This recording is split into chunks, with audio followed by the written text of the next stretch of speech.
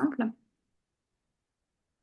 Donc, je vous propose dès à présent d'écouter notre collègue canadienne de l'Université de l'UQAM, Josiane Rioux-Collin, qui va nous partager dans un premier temps sa réflexion et l'approche de l'UQAM et puis la tienne personnelle aussi, j'imagine, sur comment accompagner finalement les étudiants, le travail que tu es en train de mener actuellement pour créer des capsules de bonnes pratiques.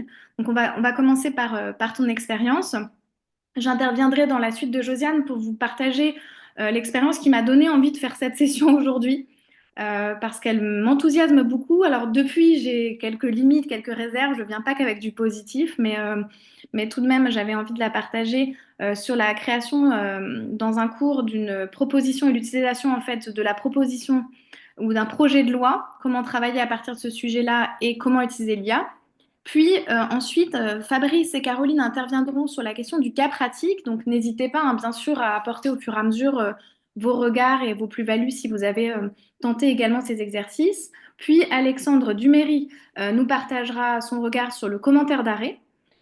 Puis nous finirons la session avec une réflexion de l'autre Alexandre, Alexandre Olivier, qui lui a utilisé l'IA pour, si j'ai bien suivi Alexandre, concevoir des QCM.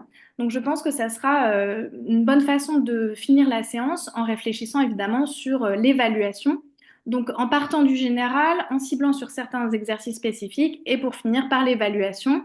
Voilà le programme qu'on vous propose. Si vous devez quitter la séance, n'hésitez pas à le faire. Vous pouvez nous faire un petit coucou dans le fil de la conversation. On ne se vexera pas. On comprend tout à fait les contraintes des uns et des autres. Josiane devra d'ailleurs nous quitter pour enseigner. La session est enregistrée, donc si vous ne souhaitez pas apparaître à l'écran, vous pouvez tout simplement écrire dans le fil de la conversation. Et n'hésitez pas à mettre des petits messages ou lever la main pour intervenir spontanément au fur et à mesure des présentations. C'est vraiment le but de cette séance, de ne pas faire quelque chose de descendant où on n'a pas le temps de se parler. On a prévu une séance de 2 heures au total, donc qui laisse un temps tout à fait correct. Et normalement, les intervenants sont censés s'auto-censurer un peu pour justement permettre de vrais échanges. Donc, Josiane, sans plus attendre, je vais commencer par moi-même et me censurer et te laisser la parole. Mais merci beaucoup, Alicia, pour l'invitation. Ça me fait vraiment plaisir d'être avec vous, là, même si ça sera juste pour un bref moment, mais je vais suivre les échanges enregistrés par la suite. Donc, j'utilise l'IA dans mes cours pour faire certaines activités, là, par exemple, juste après vous avoir quitté.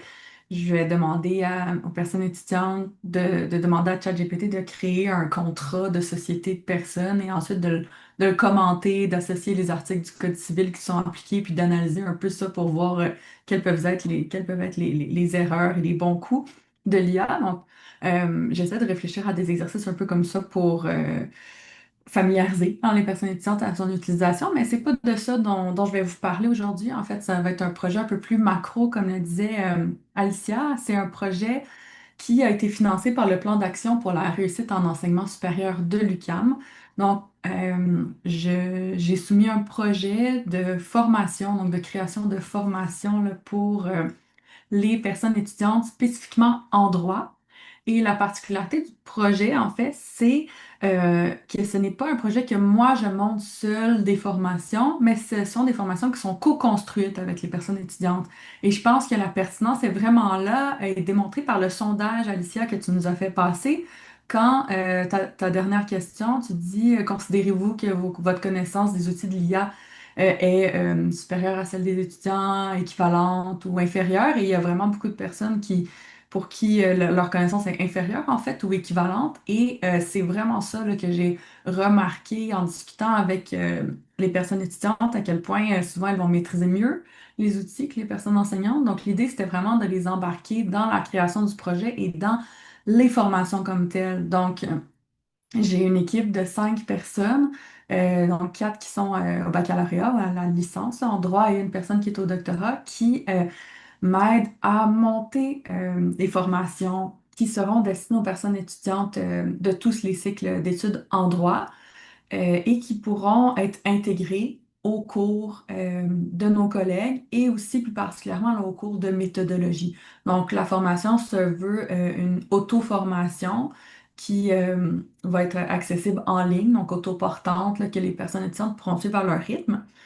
qui vise à sensibiliser les personnes étudiantes aux enjeux là, qui découlent de l'utilisation de l'IA, mais pas seulement les enjeux moralisateurs de dire, oh, faut faire attention parce que c'est mauvais pour l'environnement et parce qu'il y a des enjeux pour les données personnelles et tout ça. Donc oui, on parle de ces enjeux-là, mais il y a aussi toutes les manières utiles d'utiliser l'IA. Donc comment favoriser là, une utilisation qui est responsable et qui a une plus-value là, pour les personnes étudiantes en droit plus particulièrement. L'idée, c'est de contribuer à améliorer l'engagement des personnes étudiantes envers leurs études parce que un des dangers de l'utilisation de l'IA, c'est vraiment une baisse de la motivation et une baisse du sentiment de contrôle des personnes étudiantes envers leur projet d'études. Donc, il faut qu'elles continuent à se sentir engagées malgré là, l'utilisation de cet outil-là. Euh, donc, sachant là, que les personnes étudiantes sont souvent habituées de l'utiliser, mais il y a quand même une grande disparité, là. Donc, on a des personnes qui sont des expertes et d'autres personnes qui ne l'ont jamais utilisé. Notamment, on a des personnes au cycle supérieur qui arrivent à l'université à l'UQAM et qui n'avaient jamais là, été confrontées à ces outils-là. Donc, avec cette fracture numérique-là, ben, on essaie avec la formation de pouvoir remettre là, tout le monde au même niveau. Euh, donc, on a monté d'abord un questionnaire destiné aux personnes étudiantes en droit de tous les cycles d'études pour voir un peu quel est leur positionnement face à l'utilisation de l'IA, comment ils l'utilisent, est-ce qu'elles sont à l'aise, est-ce qu'elles sont d'accord même à ce que cet outil-là soit permis. Donc, le questionnaire a été monté, a été approuvé par le comité d'éthique à l'UQAM et sera là, administré prochainement. Donc, ça sera intéressant de pouvoir vous partager les résultats bientôt. En termes d'offres de formation, mais comme il y a plusieurs types là, d'apprenants et d'apprenantes, on a voulu accrocher un maximum de personnes. Donc, on a enregistré un balado. Le balado était terminé d'être monté, là, justement, et dans les prochaines semaines, là, sera partagé. Donc, je le ferai circuler sur LinkedIn. Donc, un balado qui aborde les enjeux liés à l'utilisation de l'IA par les personnes étudiantes. On a des vidéos de formation interactive, oui, le balado, c'est un podcast, merci. Des vidéos de formation interactive, des quiz, des vox pop. Donc, on a les personnes étudiantes qui sont allées avec leur micro interviewer leurs collègues, des fiches synthétiques et des répertoires de ressources, là, notamment un répertoire de balados, de podcasts.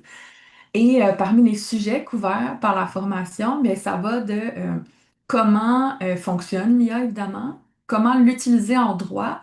Donc, par exemple, comme partenaire d'études, on a des personnes étudiantes qui vont donner leurs notes de cours à l'IA et demander à l'IA de produire des quiz, de faire des outils, c'est ça, de réviser pour des examens, l'utiliser comme outil de remue-ménage aussi, là, de brainstorm. Donc, ce sont des différents exemples. Donc, comment faire des prompts efficaces, hein, donc des requêtes qui sont efficaces. On a tous ces aspects plus pratico-pratiques. Et ensuite, on a aussi tous les aspects qui sont liés aux enjeux. Donc, question de plagiat, de droit d'auteur, de comment référencer l'IA, quels sont les impacts sociaux et environnementaux de l'IA.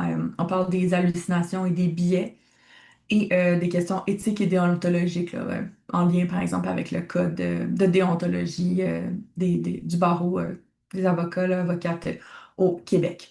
Donc là, pour l'instant, tous ces éléments-là sont couverts en silo dans nos différents outils de formation et la prochaine étape, c'est de les mettre tous ensemble là, dans une seule formation que les personnes étudiantes ensuite pourront suivre à leur rythme, que ce soit seulement certains aspects ou tout dans l'ordre qu'elles le désirent. Donc, euh, on voulait en fait que tout le monde soit sur la même base, même s'il y a des interventions dans la majorité des cours là, par différents professeurs qui les utilisent d'une façon ou d'une autre, bien là, au moins, on a cette formation-là qui veut couvrir la base pour favoriser une meilleure littératie numérique pour tout le monde. Donc, un petit topo du projet. Merci beaucoup, Josiane. Est-ce qu'il y a des réactions? Est-ce que certains et certaines d'entre vous sont impliqués peut-être au sein de leurs établissements sur une démarche similaire à celle de Josiane? Et ils voudraient lui poser des questions sur l'avancée du projet ou partager de leur côté des points positifs, des points d'obstacle?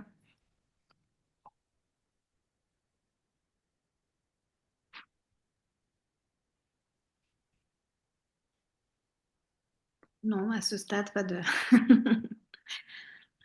Ok, donc, je sais qu'il y a d'autres personnes avec qui j'avais échangé qui sont dans la même démarche que toi en même temps, donc peut-être à distance, temporellement, pas uniquement virtuellement là. Ils réagiront peut-être et te reviendront en écoutant la vidéo plus tard. Mais c'est vrai que il y a, bah, toutes les universités travaillent actuellement sur cette réflexion plus globale. On essaye de mettre en place des choses dans nos enseignements.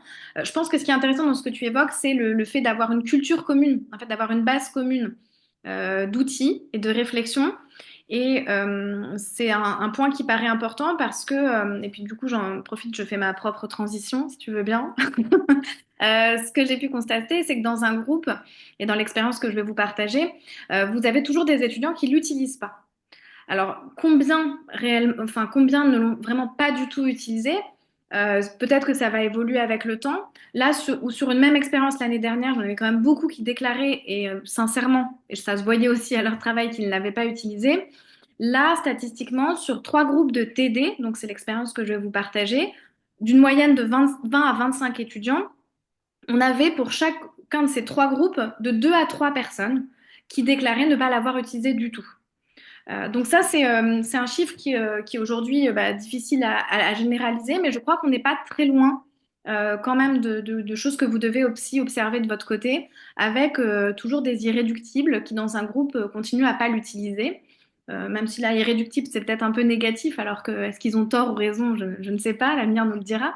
Mais c'est un point qui est intéressant parce que ça veut dire aussi qu'on peut encore peut-être penser des exercices sans utilisation d'IA, mais que c'est un exercice qui appelle l'utilisation de l'IA, il faut, et là je vous soumets cela à la réflexion, on pourra en discuter, mais il faut aussi l'annoncer et dire vous pouvez l'utiliser. Et donc c'est ce que j'ai fait cette année. À l'inverse de l'année dernière, j'ai mené cette expérience 2 années consécutives. Il s'agissait pour mes étudiants en liberté fondamentale, en troisième année de licence. Donc, comme je le disais, trois groupes d'une 20-25 étudiants à peu près. Donc, j'assure les travaux dirigés de mon propre cours. Donc, on a partagé cet enseignement avec 2 autres collègues. Chacune fait son cours magistral et assure les TD de son cours. Ce qui nous permet, alors déjà, ce modèle-là est vraiment très intéressant parce que ça permet à la fois de dispenser une connaissance commune, puis ensuite d'appliquer concrètement avec les étudiants. Et c'est dans le cadre de ces séances, à plus petits effectifs évidemment que le cours d'amphithéâtre, que j'ai pu mettre en place une utilisation de l'IA. Alors l'idée est simple, sur le papier bien sûr. L'idée est la suivante, je leur demande de rédiger un projet ou une proposition de loi pour introduire en droit français la gestation pour autrui. Je leur laisse pas le choix. Ils ont pas le choix de l'introduire ou pas. Ils doivent l'introduire. Quelle que soit leur conviction individuelle, qu'ils soient convaincus par cette réforme ou pas. Et ensuite, je les fais travailler sur l'étendue de cette introduction. S'ils sont plutôt défavorables à la GPA, je leur dis, bah, vous êtes dans un groupe parlementaire, on vous l'impose, vous n'avez pas le choix, il faut l'introduire en droit français. Vous allez peut-être l'introduire de manière très encadrée. Et donc, on va réfléchir vraiment sur ce projet. Ce qui est intéressant, c'est qu'on va dans tous les détails. Alors, pourquoi la GPA? Bah, parce que c'est un objet de réflexion, un objet juridique et intellectuel formidable, parce qu'il emprunte à énormément de domaines juridiques. Il décloisonne le droit privé, le droit public, les dimensions, les catégories habituelles, le droit fiscal. Voilà, on a plein de dimensions qui se retrouvent avec cet objet-là. Et en troisième année, c'est assez intéressant de faire réfléchir les étudiants. L'année dernière, quand j'ai mené ce projet, les étudiants ont très peu utilisé l'IA. L'IA n'était pas aussi performante quand on parle de l'IA générative en accès libre, hein. Je ne vous parle pas de celle qui était payante. L'année dernière, les étudiants en accès libre, ils posaient des questions. Alors déjà, les étudiants étaient moins aguerris parce qu'ils promptaient très très mal. Ils parlaient à l'IA comme ils parlaient à Google, donc évidemment les résultats n'étaient pas bons. L'IA se mettait pas mal de censure. L'année dernière, je l'avais testé moi-même. Parfois, elle me répondait, je peux pas créer un projet de réforme, je peux pas créer une législation pour le droit français, etc. Donc, elle s'auto-censurait. Cette année, en retestant, il y avait plus ces limites-là, même sur des outils gratuits. Et les étudiants l'ont massivement utilisé. Donc, je leur avais dit, vous pouvez l'utiliser, mais si vous l'utilisez, vous m'expliquerez comment vous l'avez fait. C'est ça le plus important pour moi. Et donc, ils m'ont déclaré, comme je vous le disais en introduction, que la plupart l'avaient utilisé. Alors, comment ils l'ont utilisé, c'est ça qui est intéressant à partager. Il y en a qui l'ont utilisé tout de suite, en demandant finalement quasiment un produit final. Je veux un projet de réforme, machin. Et puis ils sont partis de ce modèle-là, et pour les plus malins, eh ben, ils l'ont quand même retravaillé. D'autres n'ont pas fait ça. Ils ont commencé par aller voir, ils m'ont expliqué qu'ils sont allés voir sur le site de l'Assemblée nationale et du Sénat pour voir des modèles de projets de propositions de loi, pour voir comment ça s'est construit, à quoi ça ressemble, comment sont structurés les exposés des motifs, les textes de loi, etc. Qu'ensuite, ils ont commencé à essayer d'écrire, et puis ils ont demandé de l'aide à l'IA pour reformuler les articles de la loi, pour corriger leurs fautes, etc. Donc là, vous voyez, on a des usages qui sont différents. Et ce que disait Josiane, c'est que on n'a pas un usage unique, monolithique pour tous les étudiants de l'outil, ce qui nous oblige, nous aussi, à avoir une agilité et à dialoguer avec eux. À quel moment elle est arrivée l'IA dans votre réflexion? Alors, je vous partage le commentaire d'une étudiante que je trouve très intéressant. C'est une redoublante. Donc, elle a fait l'expérience l'année dernière et cette année. Elle l'a fait l'année dernière sans l'IA quasiment et cette année avec. Et au début de la séance, elle m'a dit, bah, la différence pour moi, madame, c'est que cette année, j'ai moins réfléchi. Je pense que cette réflexion, elle est importante comme point de départ, mais je ne vais pas l'entrevoir uniquement comme un élément négatif. Je crois qu'ils ont moins réfléchi pour fournir un résultat final. C'est-à-dire que ça leur a demandé moins d'efforts de générer une proposition de loi qui, en apparence, ressemble à une proposition ou un projet de loi. Et donc cette année, ils sont quasiment tous arrivés avec un document imprimé assez propre, là où l'année dernière, je leur avais dit l'exercice que je vous demande est très difficile hein, pour des étudiants de troisième année en une semaine. Rédiger, moi je serais incapable, j'ai travaillé pendant des années sur la GPA. Franchement, me demandez de prendre et de faire cet exercice demain, je serais pas bien à l'aise. Donc c'est un exercice dur et je le leur avais dit. Et je leur avais dit ce qui m'intéresse, c'est quand il y a des articles qui vous posent problème, que vous n'arrivez pas à les rédiger, écrivez-le moi, expliquez-moi ce qui vous pose problème. C'est ce dialogue-là que je veux faire avec vous. Alors, cette année, ils n'ont pas eu cette difficulté. Mais on a fait un travail à partir de leur production qui a été hyper intéressant sur les mots. Parce que par exemple, la plupart, dans leurs propositions aidées par l'IA, ont choisi le terme de mère porteuse. Prendre que cet exemple-là. Et quand je leur ai dit pourquoi vous avez choisi mère porteuse, ils ne se sont pas posé la question. C'est pas eux en fait qui l'ont choisi. Et à partir de cela et du fait qu'il y avait un produit déjà final, on a tout décomposé, on a fait le chemin à l'envers. Et je leur ai dit, mais finalement, vous vouliez faire quoi? Une GPA très ouverte, plutôt libérale, ouverte à tous les couples, peut-être même aux personnes seules? Qu'est-ce que vous vouliez faire? Et là, ils ont commencé à réfléchir à rebours avec moi. Et je viens de finir, et alors ça m'a donné un motif d'énergie supplémentaire, je viens de finir la correction des 71 copies, où en une heure et demie, je leur ai demandé de refaire cet exercice, l'exposé des motifs, les différents problèmes posés par l'introduction au droit français de la GPA, et choisir un article celui qu'ils veulent, et le rédiger intégralement, faire un exemple d'un article. Ils n'avaient qu'une heure et demie pour faire ça, il y avait un deuxième exercice. On est sur une moyenne à peu près de 10,5 sur 20, avec, les résultats sont assez intéressants, un gros fossé, donc j'ai quand même mis 14 notes. Alors attendez, je vous avais fait un tout petit schéma que je partage. Hop, il doit être dans un coin, je vous remonte juste le petit graphique. Donc, vous voyez, on a sur plus de 16, alors des notes qui sont rares, hein, moi je mets rarement des 16. Ici, j'ai quand même 10% de personnes qui sont à plus de 16, avec un travail brillant, vraiment, enfin, tout y est. C'est limpide, c'est clair, les enjeux sont bien exposés, l'état du droit positif dans l'exposé des motifs, les grands enjeux, les grandes problématiques, et l'article est pertinemment rédigé. Là, on est sur une épreuve sur table, sans ordinateur, sans livre ouvert, juste avec leur cerveau. Voilà, donc c'est vraiment assez brillant pour des étudiants de troisième année de droit. Il y en a quand même aussi encore 10% qui sont à 14, donc c'est encore vraiment des belles notes. Très peu de personnes qui sont à moins de 6 sur 20, j'en ai que 2. Ensuite, vous voyez qu'on se retrouve avec un gros bloc qui est autour de 10-11, ce qui en troisième année correspond donc à la moyenne. On a une moyenne générale à 10,5. Donc il n'y a pas un écart énorme par rapport à l'exercice que j'aurais pu donner sous forme d'une dissertation. Mais ce que je constate, et que j'avais déjà constaté sur d'autres exercices, c'est qu'il y a un fossé qui s'opère, qu'il y a vraiment il y a un décrochage avec des étudiants qui se démarquent énormément parce qu'en fait, grâce à cet outil-là, ils ont pu aller encore plus loin dans leur réflexion. Et j'avais déjà eu ce phénomène l'année dernière avec un étudiant qui s'était vraiment démarqué du lot en ayant 10 sur 10 à l'exercice parce qu'il avait passé énormément de temps à réfléchir. Pourquoi? Parce qu'en fait, ça les engage. Ils sont engagés et ils ont un outil avec lequel ils vont dialoguer pendant une semaine qui va leur permettre en fait de réfléchir et d'arriver avec un vrai projet, une vraie proposition. Ils écrivent sur le document «Je suis député, je suis sénateur», ils sont très contents. Et l'autre point qui est important, c'est que cet exercice n'est pas noté.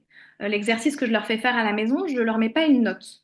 Pourtant, dans tous les groupes, j'ai à peu près 60% d'étudiants qui ont rendu volontairement leur travail, en sachant que ce n'était pas noté. Et donc ça, c'est assez inédit sur ce type d'exercice. Il y a un vrai engagement en séance avant. Et là, les résultats me montrent qu'il n'y a pas eu d'accident majeur par rapport à ce type d'épreuve pour des étudiants de troisième année, et qu'à l'inverse, il y a un décollage plus important cette année que l'année dernière, où il y avait deux étudiants qui s'étaient démarqués avec des notes au-dessus de 18. Cette année, ils sont 7. Donc voilà. Il faut relativiser, c'est que deux promos, ça peut être lié au biais de la promo et pas forcément de l'IA. Mais, et j'en finirai sur ce point, ce que je trouve vraiment intéressant avec cet exercice, c'est qu'il m'a fait travailler avec eux sur les mots. Vraiment sur les mots, le sens de chaque mot. Pourquoi vous avez utilisé ce mot-là? Ah ben, c'est pas moi, c'est l'IA, mais reprenez votre pouvoir, aidez-vous, servez-vous de cette base-là pour être encore plus intelligent, aller plus loin et ne pas vous décourager. Parce qu'il y a certains exercices qui sont durs, ils peuvent être décourageants. Et étonnamment, cet exercice qui est plus difficile, hein, on va pas se mentir, c'est plus difficile que faire une dissertation. Eh bien, ils sont hyper contents de faire cet exercice. Il y a même une étudiante qui m'a dit, Madame, j'ai pas eu le temps de le faire cette semaine, mais je vais le faire après. Et je crois que c'est vrai, je crois qu'elle l'a vraiment fait. Parce qu'en fait, ça les engage en fait sur un processus intellectuel et de dialogue, notamment en l'occurrence avec l'IA, qui nous permet ensuite d'avoir une matière pour aller plus loin. Donc ça, c'était le côté vraiment très positif de l'exercice que je voulais partager avec vous et qui est une démarche ciblée, mais un peu plus globale qu'un exercice ponctuel. Pierre, tu voulais réagir? Oui, j'avais une petite question. Est-ce que tu peux rappeler la chronologie de ces exercices-là sur le semestre? Donc, Ah, alors, c'est-à-dire, ouais. d'abord, j'ai cru comprendre que tu avais commencé par un exercice en cours avec l'utilisation de l'IA, puis d'un devoir sur table sans ordinateur, juste un devoir Alors, manuscrit, non, et en fait, j'ai ensuite. fait mon cours de 3 heures, mon cours d'amphi de 3 heures autour des libertés fondamentales et la famille, la parentalité. Donc, dans lequel il y avait des éléments sur la gestation pour autrui, mais qui n'était pas un cours de 3 heures que sur la gestation pour autrui. Mais le choix d'avoir un enfant, de pas d'avoir un enfant, enfin, des choses assez classiques sur ces thématiques, si tu veux, mais avec quand même du contenu diversifié, des vidéos. Donc, 3 heures là-dessus. Et ensuite, entre le cours d'amphi et le TD, je leur ai donné la consigne. À la fin du cours d'amphi, en fait, je leur donne toujours la consigne pour le TD, en leur disant, cette semaine, vous êtes législateur, vous allez réformer, vous n'avez pas le choix, vous êtes dans un groupe parlementaire qui vous impose de travailler. Voilà, bon, je force un peu le trait volontairement. Je leur dis, vous ne pouvez pas, peut-être que vous êtes contre la gestation pour autrui et c'est votre total droit. Et d'ailleurs, je leur dis, et je le dis devant vous aujourd'hui, moi, je n'ai pas de conviction pour ce sujet, toujours pas. J'ai travaillé pendant des années sur la GPA, je n'arrive pas. Donc, je ne suis pas orientée, c'est l'intérêt aussi, c'est que je ne suis ni pour ni contre. Et que plus je les lis, plus je suis ni pour ni contre. Voilà, ça ne me m'aide pas à trancher ce point. En revanche, chaque année, il y a des nouvelles réflexions, des nouvelles problématiques qui sont amenées par les étudiants. Et donc, si tu veux, il fallait qu'ils travaillent pendant une semaine, chacun dans son coin, ils pouvaient travailler à plusieurs, mais ils devaient produire un document individuel. Voilà.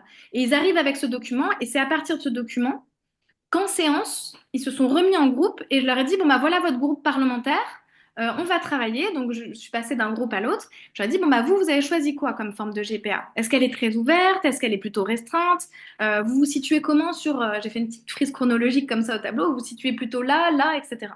Et donc, ensuite, ils débattaient entre eux de ce qu'ils avaient choisi, construit. Ah oui, mais toi, t'as prévu quel âge pour la mère porteuse et puis pour les parents? Mais c'est rémunéré ou pas rémunéré? Parce que c'est mal la rémunération. Et puis tu vois, en fait, finalement, tous les grands classiques, indisponibilité, rémunération, conditions, etc., tu les fais, tu les traites avec eux. Seulement, tu les traites de manière tellement pratique que là, dans leur copie, ils avaient le droit au code civil, mais c'est tout. Et il y a des détails, des choses très précises qui me sont proposées par les étudiants sur la filiation. Il faut conclure devant telle autorité, il faut faire ci, il faut faire ça. Ils sont vraiment allés dans le détail parce que c'est pas parce qu'ils l'ont révisé, c'est parce qu'ils l'ont travaillé, qu'ils l'ont produit eux-mêmes, en fait. Et c'est ça qui est intéressant dans l'évaluation après coup. Donc la temporalité, c'est tu fais un peu plus de descendants sur un cours magistral, tu leur donnes du travail maison ou tu sais qu'ils utilisent l'IA. C'est mon postulat de base, c'est ça maintenant. Je sais qu'ils vont l'utiliser. Donc, à partir du moment où ils l'ont utilisé, je veux savoir où et comment.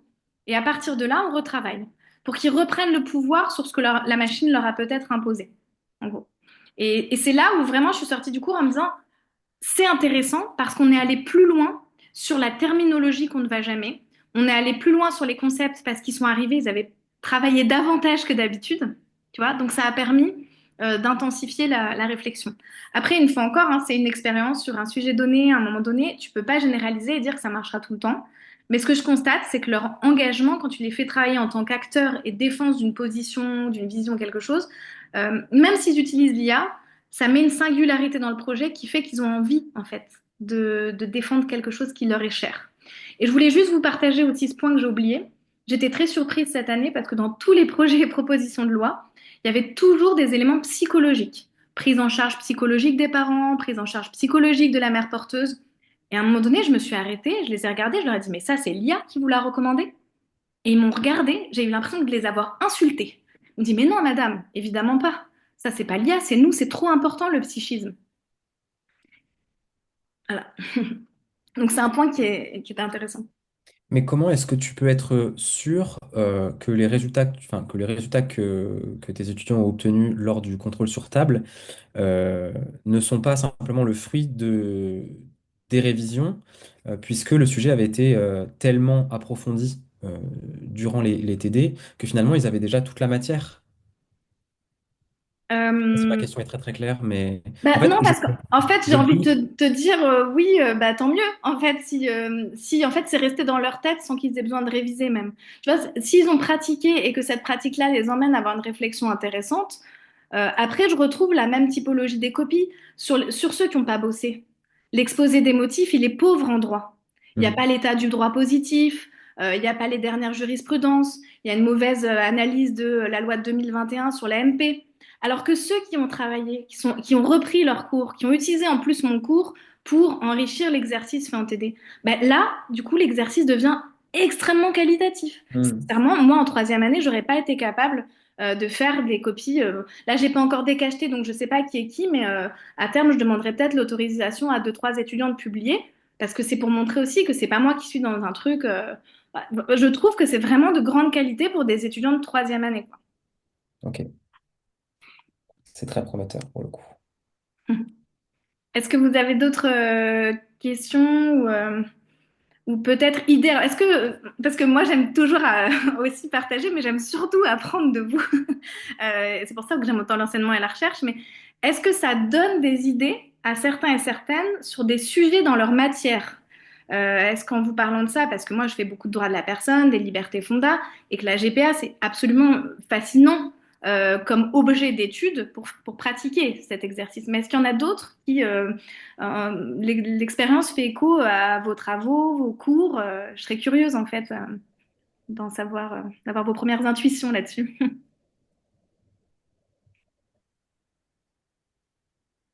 Oui, Laurence? Oui, moi j'enseigne la responsabilité civile et la réparation du dommage corporel. Et puis bon, il est dans les tuyaux un projet de réforme du droit de la responsabilité depuis des années, peut-être même des dizaines d'années maintenant. Ouais. Et j'ai demandé à l'IA d'écrire un projet de loi portant réforme de la responsabilité civile à l'instant là, en même temps que je vous écoutais, pour voir si dans ma matière, il arrivait à produire quelque chose. Et c'est extrêmement pauvre. Et ça a besoin beaucoup d'être corrigé, d'être enrichi. Mais c'est peut-être même ça qui est intéressant, en fait, j'allais dire. Parce que bah, on peut donner cet exercice aux étudiants, ils vont demander à ChatGPT de faire l'exercice. Ils vont certainement être déçus du résultat de ChatGPT et après ils enrichiront et ils travailleront par eux-mêmes. Parce que là, le résultat, enfin, c'est quelques articles, ils confondent responsabilité contractuelle, extra-contractuelle. C'est très perfectible. Alors moi, j'ai la version gratuite. Mm. Hein, et après, il faut lui poser plein de questions, lui disant, mais ça, c'est faux. Ah oui, vous avez raison. Ça, c'est quand même, je me suis trompée ou je n'ai pas été assez rigoureux. Ça, c'est quand même, à chaque fois, quand on lui dit que c'est faux, pratiquement, il nous donne raison derrière. Donc, bon, il faut vraiment, et ça, quand je fais ces exercices avec les étudiants, on le fait en direct, donc on interroge ChatGPT en direct, et là, ils voient qu'on ne peut pas se fier à 100% à ce que dit l'IA. Et bon, ça a évolué. Je sais que j'ai fait l'exercice il y a 2 ans. C'est beaucoup mieux qu'il y a 2 ans. Mais ça reste un outil. Alors, on le verra après pour les cas pratiques et le commentaire d'arrêt. Mais est-ce qu'on peut encore donner des cas pratiques et des commentaires d'arrêt? J'oserais dire, bah oui, parce que fait pas forcément mieux que l'étudiant lambda. Mais Mais ouais, c'est vrai que c'est intéressant hein, sur l'exercice là, sur le projet de réforme de la responsabilité, ouais, parce que en fait, c'est tellement complexe et il y a ouais. des subtilités. Il faut pouvoir le guider. Il faudrait pouvoir le Mm, nourrir, par exemple, de la bien jurisprudence, sûr. en lui disant, par exemple, si on prend un arrêt, si on prend la responsabilité générale du fait d'autrui, on va lui redonner Blic, on va lui redonner des choses, et puis on va lui dire, bah, Mm, est-ce que en se nourrissant de ça, qu'est-ce que...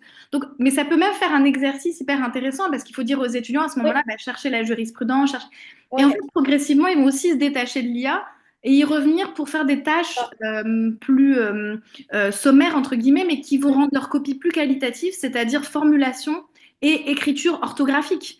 Les ouais. copies sont meilleures. Et alors, je ne sais pas si c'est un effet. J'ai toujours quelques copies avec vraiment de gros problèmes d'orthographe, mais là, on sent que c'est quelque chose de structurel. Et là, je ne vous parle pas d'étudiants en trouble 10 parce que ces étudiants-là ont une prise en charge particulière. Mais il y a certaines copies où il y a des grosses problématiques d'orthographe. Mais globalement, je trouve que c'est un peu mieux écrit. Et c'est aussi, bah, Pierre, pour réagir à ce que tu me disais, c'est que comme ils ont travaillé en amont cet exercice et qu'ils ont déjà écrit certaines phrases et qu'ils étaient tellement à fond en le faisant, je me dis peut-être qu'il y a une part d'éléments, de formulation, de tournure qu'ils ont retenu ou qui marchent bien en fait. Donc parce que ne serait-ce qu'ils ont fait une fois l'exercice, alors que la plupart du temps, tu leur proposes de faire une dissertation à la maison, bah, ils la font pas, ou ils font un copier-coller d'un truc, donc ils s'approprient pas du tout en fait la formulation, les mots. Donc si en fait, paradoxalement, en faisant écrire les autres, ils recommencent à écrire eux, moi ça, ce point, je le garde. Ça me plaît bien. Après, Mm. il faut qu'ils écrivent vraiment eux, et il faut garder, on pourra en reparler avec l'évaluation après l'intervention d'Alexandre Olivier, mais il faudra peut-être aussi toujours penser l'épreuve sur table sans ordinateur pour pouvoir conserver quand même une part de réflexion et de personnalité et de s'en assurer. Gaëlle? Oui, ben merci beaucoup pour toutes ces discussions et ces partages d'expériences. On était avec Josiane cette fin de semaine à un congrès des professeurs de droit du Québec sur l'IA. Et une de nos collègues, elle nous partageait notamment son expérience où elle intègre comme toi l'IA à des exercices. Et ce qu'elle leur fait faire, que je trouve intéressant, c'est une sorte de carnet de la recherche où ils doivent expliciter, faire des copies écran pour qu'elles comprennent comment ils promptent, comment ils rentrent en discussion, à quel moment ils l'utilisent, comment ils l'utilisent, quelle est la plus-value dans l'utilisation. Et l'idée donc d'une sorte de carnet de recherche où on peut voir finalement la progression du travail intellectuel dont tu parlais. Je trouvais que c'était intéressant aussi de l'intégrer peut-être dans l'évaluation et peut-être que ça force aussi les étudiantes et les étudiants à le faire consciencieusement parce que là, on va pouvoir regarder avec eux comment finalement ils sont arrivés au travail final. Voilà. Donc c'était juste un partage d'expérience que moi, j'ai absolument pas fait. J'ai juste retenu ce que nous avait dit cette collègue, puis je trouvais ça intéressant aussi de l'ajouter éventuellement dans ce type d'exercice. Ouais, c'est vraiment intéressant. Effectivement, la capture d'écran, je pense que c'est aussi de leur dire voilà à quel moment. Parce que là, je l'ai fait à l'oral, mais même eux, ils se rappellent, ils n'ont pas forcément conscientisé à quel moment exactement. Ils se rappellent, par exemple, s'ils sont allés sur le site de l'Assemblée et s'ils n'ont pas tout de suite pris l'IA. Mais tu vois, dans le détail de à quel moment, à quel mot, c'est une très bonne idée. Merci du partage, Gaëlle, et merci indirectement à ta collègue. Est-ce que, alors si vous n'avez peut-être pas d'autres réactions pour pas trop décaler, on pourra revenir de toute façon sur les questions au fur et à mesure. Je voudrais laisser la parole à Caroline et Fabrice à présent pour nous partager leur retour d'expérience sur le cas pratique. Euh, Caroline, toi, tu l'as utilisé. Alors peut-être, Caroline, si tu veux commencer, est-ce que tu peux nous rappeler un petit peu, tu as commencé à l'utiliser déjà il y a un moment, tu fais depuis le Covid, je me souviens, hein, on avait travaillé là-dessus, des cas pratiques inversés. Donc Oui. tu as un peu tourné le cas pratique dans tous les sens et l'IA a encore renouvelé ta réflexion sur cet exercice. Donc est-ce que tu peux nous partager un petit point sur l'évolution et puis après nous dire finalement ce qui s'est passé sur cette expérience-là de ton point de vue. Alors, déjà, je peux vous expliquer la raison pourquoi je me suis lancée là-dedans. C'est parce que je me suis rendu compte que assez massivement, les étudiants de licence utilisent en fait l'IA pour faire les cas pratiques à leur place. Alors, l'utilisation de l'IA en soi ne me dérange pas, parce que moi je pars du principe que l'IA c'est un outil. Ce qui me dérangeait par contre, c'est que là, ils utilisaient l'IA pour remplacer leur cerveau.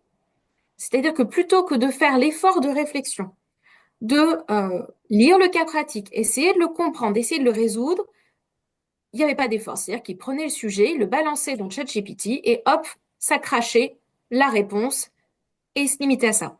Et j'en ai vu les conséquences. Déjà, j'en ai vu les conséquences sur, et ça, Alicia va nous en parler aussi, sur la qualité des copies. Et j'ai aussi vu ces conséquences parce que j'ai un cours de droit des biens avec des étudiants en deuxième année. Et sur la totalité de ces cours, je les fais travailler sur des cas pratiques. C'est-à-dire que je leur explique la notion, je leur donne un cas pratique, et à chaque fois, dans chaque cours, on va devoir résoudre ce cas pratique. Et j'ai clairement constaté une baisse de la capacité d'argumentation des étudiants.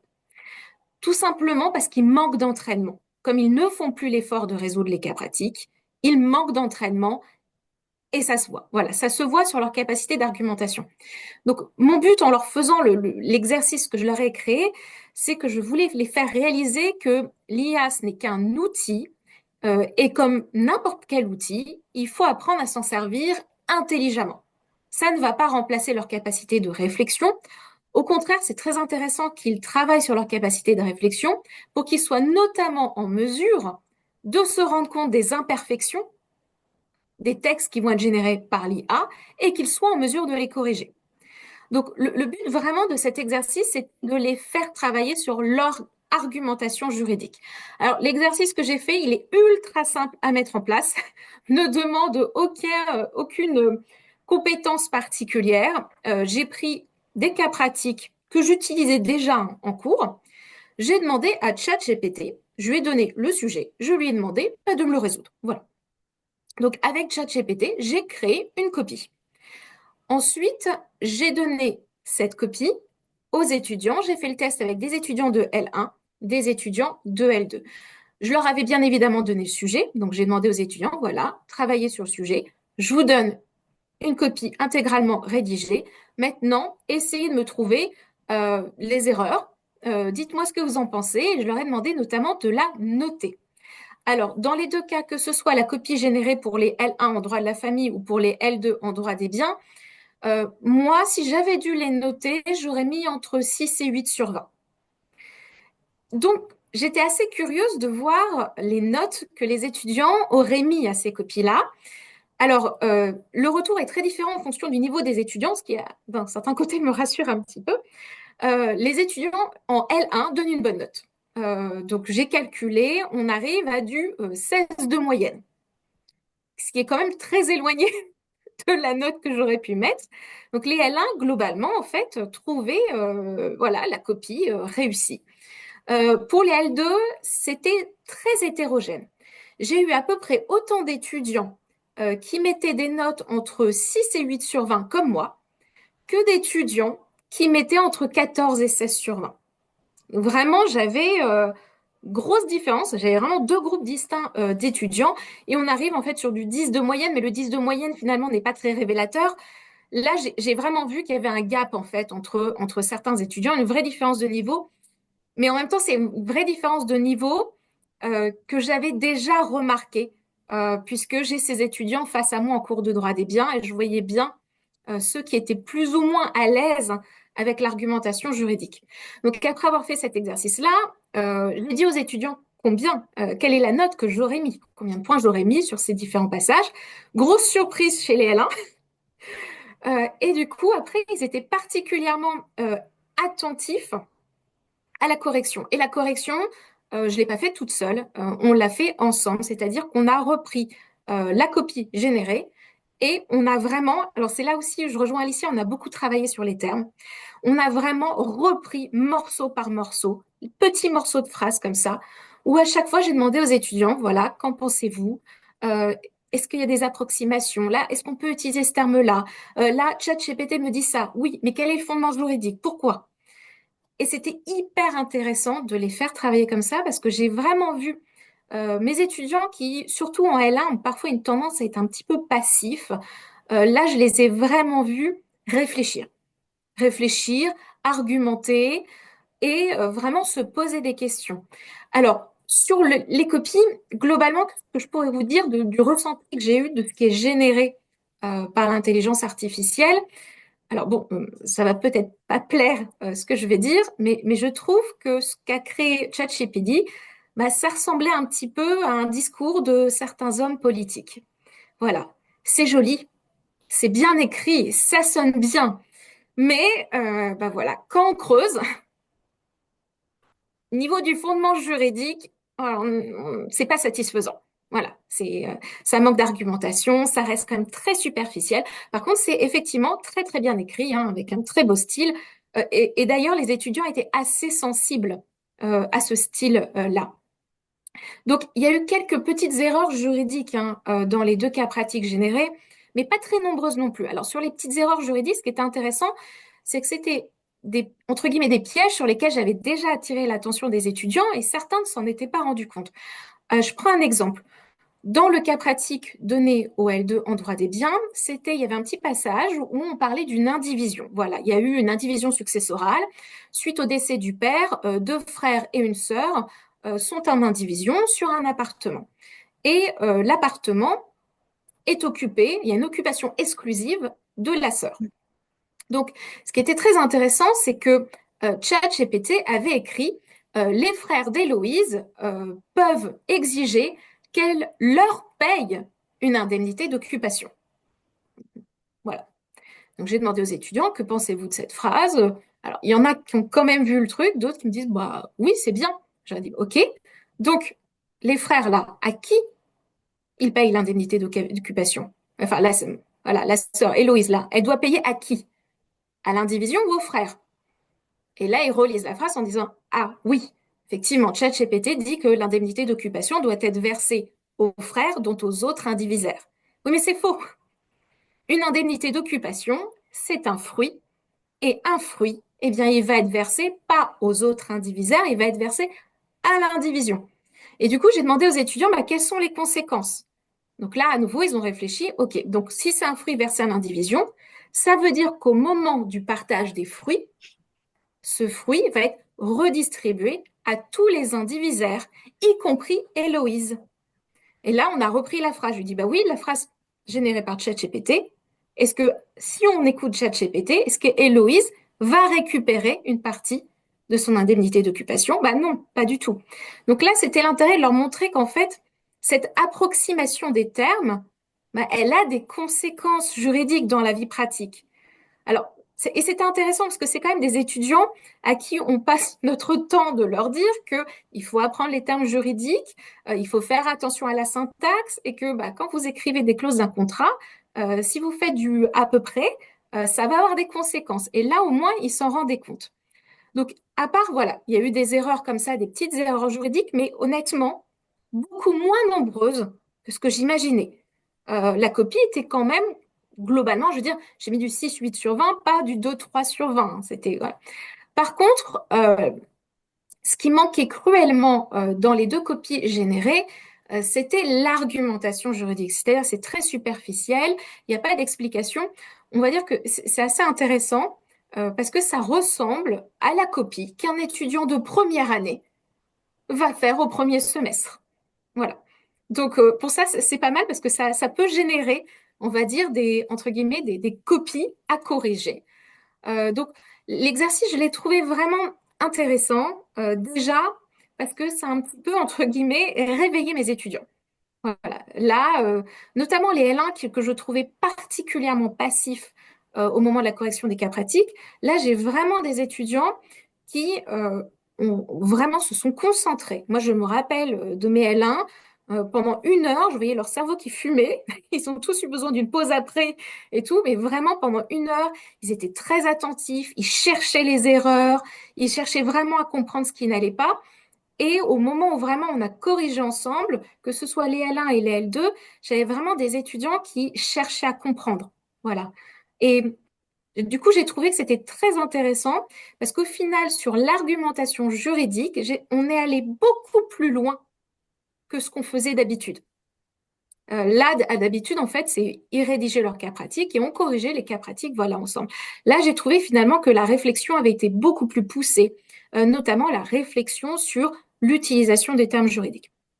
Donc, en tout cas, de mon côté, c'est une expérience que j'ai trouvée plutôt positive. Globalement, j'ai plutôt eu des retours aussi assez positifs de mes étudiants, mais peut-être, Alicia, que quand tu mettras le replay sur LinkedIn, on aura peut-être des commentaires positifs ou négatifs, hein, justement des étudiants qui ont fait ça avec moi. C'est une expérience en tout cas que je vais renouveler. Je vais refaire ça l'année prochaine. Déjà parce que c'est assez facile à mettre en place et que c'est une très bonne façon, je trouve, de faire réfléchir les étudiants, puisque de toute façon, ils utilisent l'intelligence artificielle pour rédiger à leur place. De toute façon, je ne peux pas les empêcher d'utiliser ChatGPT pour rédiger leur cas pratique à la maison à leur place. Donc, je me dis, autant l'utiliser pour les entraîner justement à repérer leurs erreurs et les entraîner à améliorer le texte et se servir de ça finalement pour voilà, les obliger à pousser le plus loin possible leur argumentation juridique, surtout que l'intelligence artificielle ne va faire que se développer et que je pense que c'est une génération qui aura probablement encore plus besoin d'argumentation juridique que les générations avant. Merci Caroline. Et c'est effectivement ce que disait Eden, tu l'as peut-être pas vu dans le fil de la conversation quand tu intervenais, sur la question des fiches d'arrêt sur lesquelles tu travailles toi aussi beaucoup, avec des outils qui génèrent des fiches d'arrêt qui sont parfois d'un niveau assez moyen. Tu avais testé les premières versions, on s'était amusé à faire des comparaisons, mais ça évolue, ça devient meilleur. Donc évidemment, on ne peut pas rester sur un modèle toujours en disant de toute façon c'est moins bon que nous, c'est moins bon que nous, parce qu'on sait très bien que c'est en train de très très très rapidement de nous dépasser et parfois ça nous a déjà dépassé. Donc voilà, c'était le but aussi de cette séance et de ton partage d'expérience. Donc c'est intéressant de voir ce qu'on peut relever quand même dans son intervention, c'est l'engagement. Je crois que c'est quelque chose qu'on partage, c'est que nos étudiants s'engagent parce qu'ils sont dans une autre posture, ils cherchent, ils corrigent, donc ça les implique. Et ils sont pas dans une posture passive de je produis puis on corrige. Ça casse en fait aussi même la dynamique entre l'enseignant et l'étudiant. Ça nous met sur des pieds différents en fait. Ça bouscule le rapport entre enseignants et étudiants et c'est intéressant, mais ça peut aussi déstabiliser certaines personnes qui se sentent remises en question, qui se sentent pas légitimes. Donc c'est pour ça que c'est important aussi qu'on partage entre nous et on se fasse accompagner parfois d'un collègue qui est peut-être plus à l'aise avec l'outil pour démystifier. Gaëlle, tu voulais réagir aussi? On parlait de droit des biens, donc je t'attendais. C'est pas vous pour vous parler droit des biens, même si Caroline, on pourra en reparler avec grand plaisir dans une autre conversation. Merci pour le partage, c'est vraiment intéressant. Alors, moi, j'ai fait ce type d'exercice, mais pas en le générant avec ChatGPT, parce que j'ai essayé, puis je trouvais que ça marchait pas par rapport à ce que je voulais faire, mais plutôt pour contrer l'utilisation de ChatGPT dans des travaux collectifs à la maison. Parce que je partage un peu les évaluations avec des évaluations en classe et puis des évaluations aussi à la maison. Mais à ce moment-là, je les fais, elles sont collectives. Et donc, j'ai généré des textes avec des erreurs juridiques cette fois. Sciemment intégrées. Et donc, j'appelle le jeu des 7 erreurs. Il y en a à peu près une dizaine pour être sûr qu'ils trouvent bien les 7. Et ça marche, en fait. Ils sont assez, effectivement, contents de chercher les erreurs. Et effectivement, c'est ce que tu dis. Ils sont obligés de vérifier le sens de la phrase, la logique des mots utilisés, les règles juridiques, les fondements. Et je trouve que c'est un exercice qui les engage plus dans effectivement la compréhension de la matière en tout cas. Voilà, donc c'était une autre expérience, mais moi je le fais vraiment en examen, donc avec des vraies erreurs juridiques. Et ça marche bien. Mais merci beaucoup pour le partage. Je vais réfléchir parce que j'ai aussi des premières années, puis je trouve que c'est un bon moyen peut-être de leur faire comprendre un petit peu tout ça. Merci Gaëlle. Est-ce qu'il y a d'autres personnes qui veulent réagir sur l'expérience de Caroline avant qu'on entende Fabrice qui a aussi utilisé cet outil en tant que créateur pour t'aider dans la création de tes propres cas pratiques quand on a échangé, c'est ce que tu m'avais confié. Est-ce qu'il y a d'autres réactions par rapport à la proposition de Caroline ou on enchaîne avec Fabrice et puis les questions viendront peut-être pour les deux à l'issue de son intervention? Oui, Alexandre? Oui, merci beaucoup pour votre partage. Euh, j'ai remarqué pour ma part que l'IA fournissait assez souvent des réponses, alors mal sourcées, mais très franches, très peu nuancées. Elle est dans l'évidence. Et donc je me disais peut-être que préparer des cas pratiques dont en fait la réponse se discute, et mettre des points sur justement cette discussion, pas laisser apparaître ça, quoi. Filer le cas pratique, mais en fait, on sait qu'il n'y a pas une réponse unique. On sait que ça se discute parfaitement.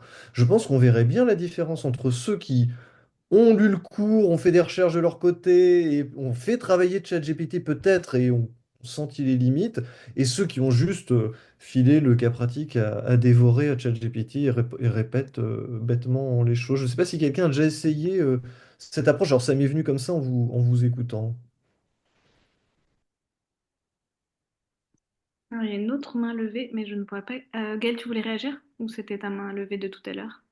Non, non, je voulais réagir. Merci Alexandre pour cette précision. Puis je pense que c'est vraiment important. Euh, alors, ma déformation dans les cas pratiques vient du fait que pendant longtemps, le droit des biens à l'UQAM que j'enseigne était donné à des troisième années, donc en fait des dernières années de ce qu'on appelle le baccalauréat en droit. Et donc, je faisais toujours des trames très complexes avec absolument ce que tu disais, pas de solution. En fait, c'était juste des discussions. Puis souvent, c'était un énorme cas pratique de fin de session qu'ils faisaient en équipe de trois. Puis ils réfléchissaient, ils étaient obligés de confronter leurs idées, puis de prendre position pour résoudre le cas qui avait différents volets. Puis j'ai quand même gardé cette manière de faire mes cas pratiques pour les premières années. Donc je fais des cas pratiques beaucoup plus petits, mais il n'y a jamais de solution unique. Ça dépend toujours de la manière dont ils interprètent. Et ça, effectivement, tu as raison, je trouve que ça permet vraiment de discuter avec quand même une limite, c'est qu'il y a certains étudiantes et étudiants que ça va complètement paniquer Mm. parce que ils attendent à la fin à minima à ce que moi, je donne une réponse, alors qu'en réalité, je leur donne jamais de réponse. Mais finalement, si on leur explique que ce qui est intéressant et ce qui est peut-être le plus important dans leur formation, c'est d'apprendre à poser la question plutôt que d'apprendre à y répondre, parce que c'est en posant les bonnes questions qu'on va trouver les réponses qui vont nous aider finalement à résoudre les conflits auxquels, comme avocate ou avocat, ils seront souvent confrontés, ben, ça aide à faire un peu baisser finalement la pression. Donc voilà, moi je travaille beaucoup les questions. Et notamment les questions préalables, c'est-à-dire que je leur donne une trame et pour qu'ils résolvent la question, il faut qu'ils posent d'autres questions et selon les voix qu'ils posent sur ces autres questions, ils vont avoir des réponses nuancées.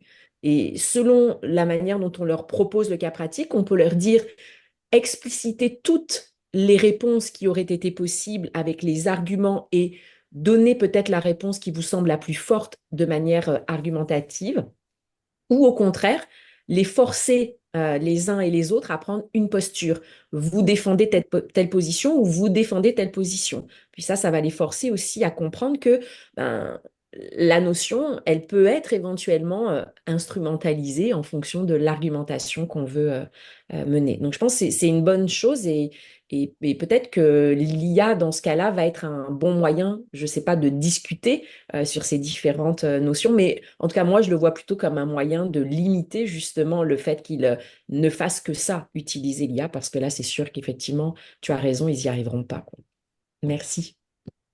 En tout cas, c'est vrai que c'est une piste de travail sur la complexité, ne pas voir en fait l'exercice uniquement comme celui où on apporte une solution. Je pense qu'on est nombreux quand même à l'enseigner en disant que bah, de toute façon, il y a déjà toujours la formule magique dès la première année que je leur donne en disant bah, ça relève du pouvoir souverain des juges du fond. Donc voilà, si on est en contentieux et si ça doit être tranché, vous pouvez pas arriver dans une posture de la vérité, c'est celle-là, parce que bah, la vérité juridique et judiciaire, elle est plus complexe. Donc peut-être que cet élément-là qu'on enseigne classiquement va mériter d'être encore plus accentué, pensé même dans nos démarches pédagogiques et dans l'écriture de nos cas pratiques. Ce qui fait du coup une formidable transition avec Fabrice, puisque toi, c'est un outil que tu as utilisé aussi pour, en tant qu'enseignant, enseignant doctorant, donc dans tes premières années d'enseignement. Mais on se retrouve souvent un peu seul quand même, faut le dire, hein. L'enquête que j'ai pu mener ces dernières années m'a bien montré que les doctorants étaient dans une position, on le sait, qui est un peu délicate. À la fois, vous êtes des apprentis enseignants-chercheurs, tout encore considérés comme des étudiants, mais quand ça nous arrange, vraiment déjà des collègues enseignants. Lancés un peu dans un bain encore plus complexe aujourd'hui, puisque vous arrivez en plein dans cette émergence de l'IA. Donc bah, finalement, toi, avec cette expérience de l'IA, qu'est-ce que tu as envie de nous partager aujourd'hui, et en particulier sur cet exercice du cas pratique? Merci Alicia. Déjà, merci pour l'invitation, ce partage qui est un peu très personnel. Ce que je voudrais justement mettre un peu ici en lumière, c'est la façon dont j'utilise ChatGPT pour concevoir les cas pratiques et aussi arrêter déjà un peu en amont les corrections que je pourrais éventuellement partager aux étudiants. Donc, c'est vraiment un peu l'approche contraire de celle que Caroline avait, parce que pour elle, c'est vraiment pédagogie inversée, interaction, alors que moi, c'est vraiment la position de l'enseignant type, mais qui va utiliser l'IA un peu comme un assistant, justement, pour créer ces cas pratiques-là. Donc, voilà, justement, c'est que c'est un cas c'est un peu un casse-tête, le cas pratique. Il faut équilibrer théorie et application. Il faut rester fidèle aux normes juridiques sans toutefois perdre les étudiants en route. Donc, écrire un cas, c'est long. Il faut le rendre pédagogique, réaliste, progressif. Et puis, il faut en faire plusieurs dans l'année pour plusieurs groupes différents. Donc, moi, en mars, tout ça, je suis dans l'UT où il y a beaucoup de profils qui sont très variés avec des formats d'évaluation multiples où il y a bien entendu les cas pratiques, il y a des QCM, il y a aussi les SAE. Donc là, c'est vraiment encore plus sportif. Donc moi, quand j'ai découvert l'IA générative, je me suis posé la question de savoir est-ce que ça pourrait m'aider, par exemple, à aller plus vite parce que je tiens à préciser, moi, j'ai carrément toutes les premières jusqu'aux troisième année. Donc, est-ce que ça pourrait m'aider à aller plus vite sans sacrifier la qualité du cas pratique? Est-ce qu'un outil comme ChatGPT pourrait me filer voilà, un coup de main? Je me suis dit a priori oui, mais en sachant qu'il y a des pièges qu'il faudrait éviter. Donc, puisque je sais que quand on parle de ChatGPT, il y a souvent deux extrêmes. Il y a ceux qui s'en méfient totalement et il y a ceux qui feraient presque corriger leur copie par l'IA, d'après ce que j'ai entendu. Bon, voilà, j'ai voulu tester donc cet entre-deux-là. Je me suis dit si je l'utilisais comme un assistant, pas pour tout faire à ma place, bien sûr, mais m'aider à poser peut-être les bases du cas, générer rapidement plusieurs idées et surtout gagner du temps sur la partie créative. En fait, c'est ça, IA générative, c'est vraiment pour générer. Donc, on sait que c'est super formateur le cas, c'est aussi super exigeant à construire parce qu'il y a une vraie méthode à respecter. On parle des faits, du problème, la règle de droit, l'application et après, et au final, la solution. Donc, pour moi, à mon niveau, pour construire un bon cas, ça c'est ma méthode, je dois anticiper le niveau des étudiants, les pièges possibles, les objectifs pédagogiques et même les erreurs que les étudiants pourraient éventuellement faire. Donc, comment je m'y prends concrètement? Je tiens à préciser aussi que j'utilise ChatGPT 4o, qui est la version payante. Donc, je prépare un contest. Je vais noter un peu, élaborer le prompt, c'est-à-dire le thème. Dans le droit des contrats, par exemple, je vais dire, on va travailler sur les obligations des parties dans le contrat de vente. Et puis, c'est une épreuve de niveau 2. Et l'objectif, ce sera de ressortir les obligations de chaque partie et de repérer les conditions de mise en œuvre de la responsabilité, par exemple, et les erreurs anticipées. Donc, je vais faire un prompt que je vais insérer dans ChatGPT qui ressemble à ceci, en guillemets. Donc, à partir du chapitre 2 du cours joint, donc ça suppose que je joins le cours que j'ai élaboré dans ChatGPT. À partir du chapitre 2 du cours joint, créer un cas pratique pour des étudiants de L2 avec des faits crédibles et une structure adaptée à une épreuve de 2 heures. Les questions doivent tourner autour des obligations de chaque partie et des conditions de mise en œuvre de la responsabilité en cas d'inexécution. Ça, c'est un peu le prompt que je vais générer. Pour ceux qui utilisent la version gratuite, ils peuvent copier-coller les parties du cours qui l'intéressent dans le prompt et formuler plutôt le début en disant à partir de l'extrait du cours ci-dessous, puisque c'est aussi une méthode que j'utilise, c'est-à-dire que pour baliser un peu, pour minimiser les risques de biais, puisque en général, ChatGPT va se cantonner à l'extrait qui est fourni. Je peux copier tout simplement la partie qui m'intéresse et je l'insère en dessous du prompt. Donc, ce qu'on a comme résultat, c'est qu'il y a un scénario qui est posé.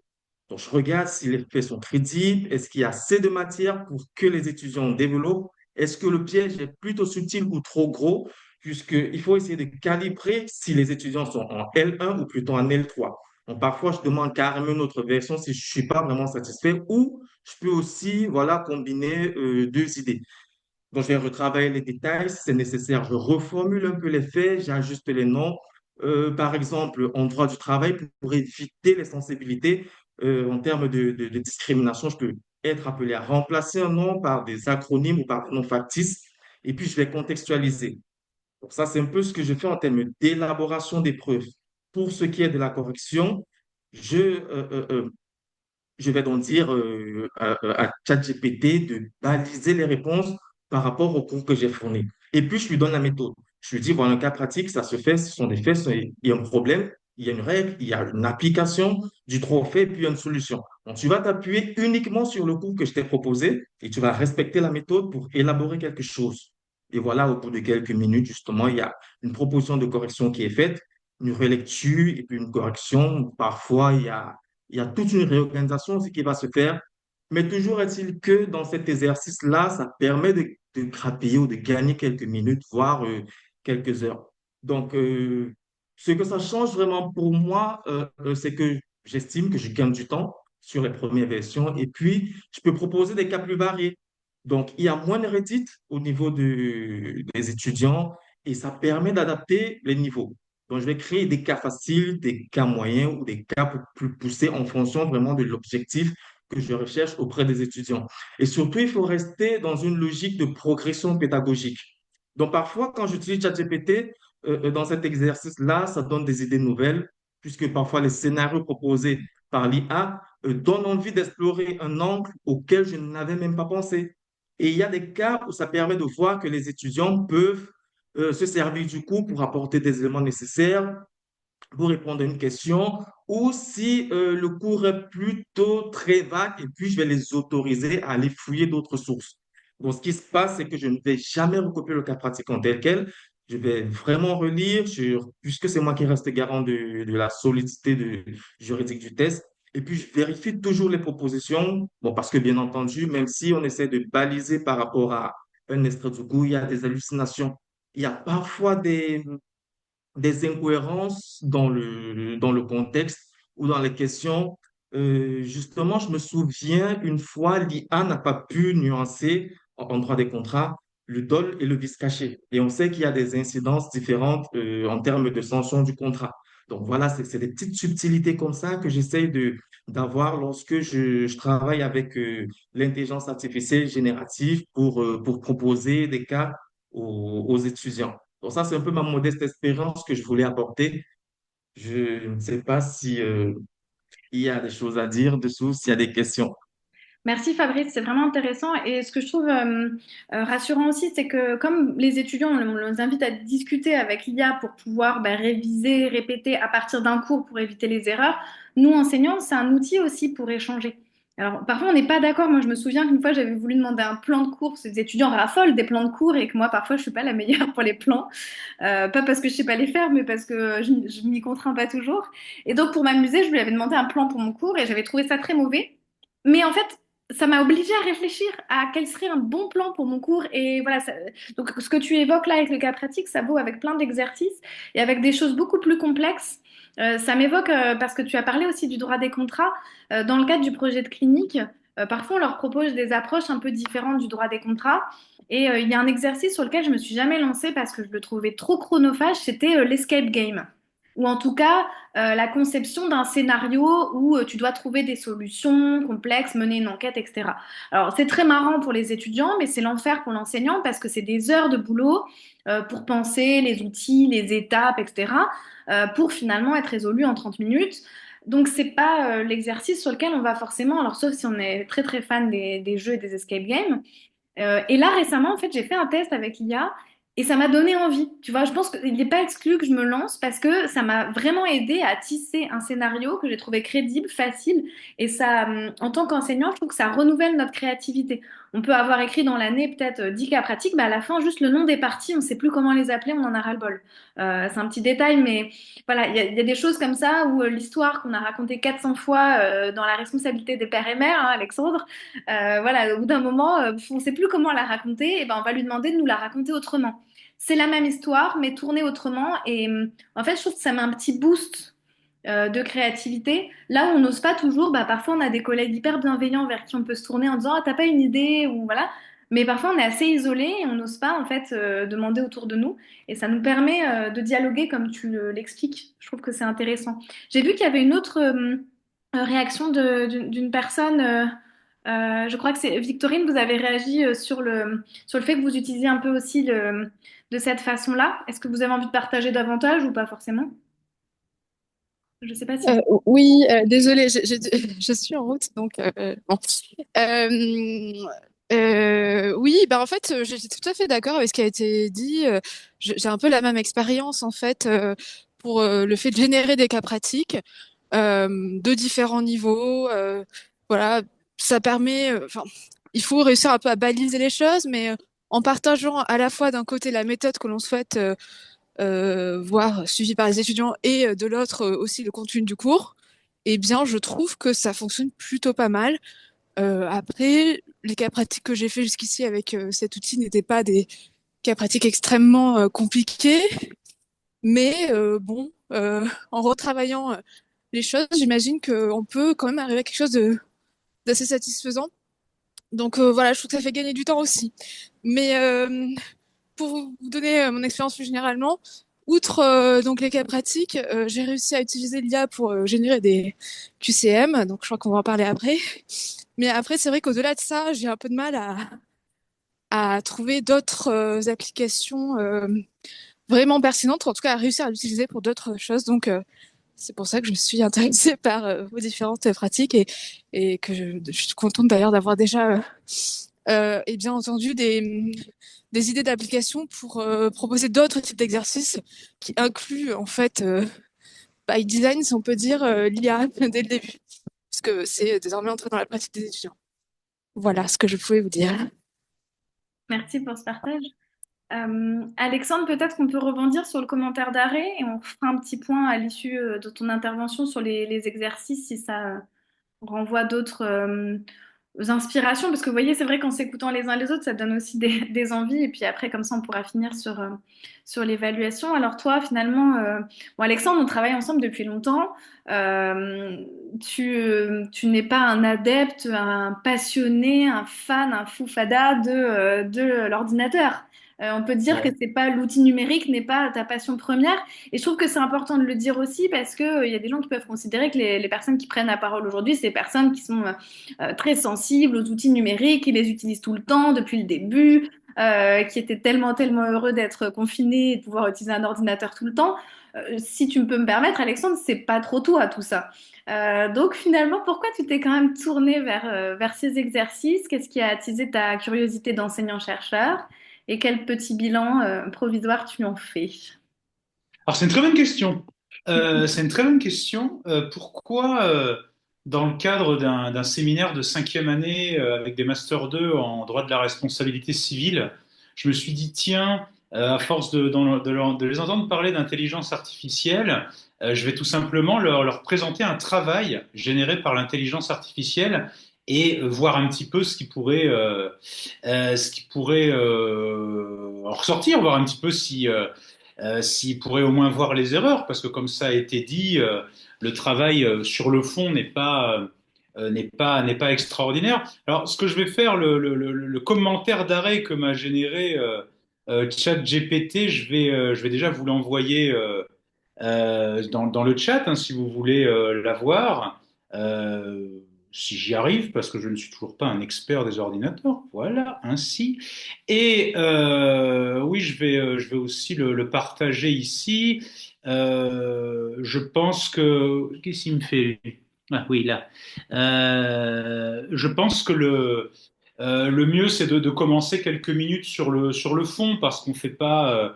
C'était un arrêt de responsabilité civile qui est mon dada depuis très longtemps.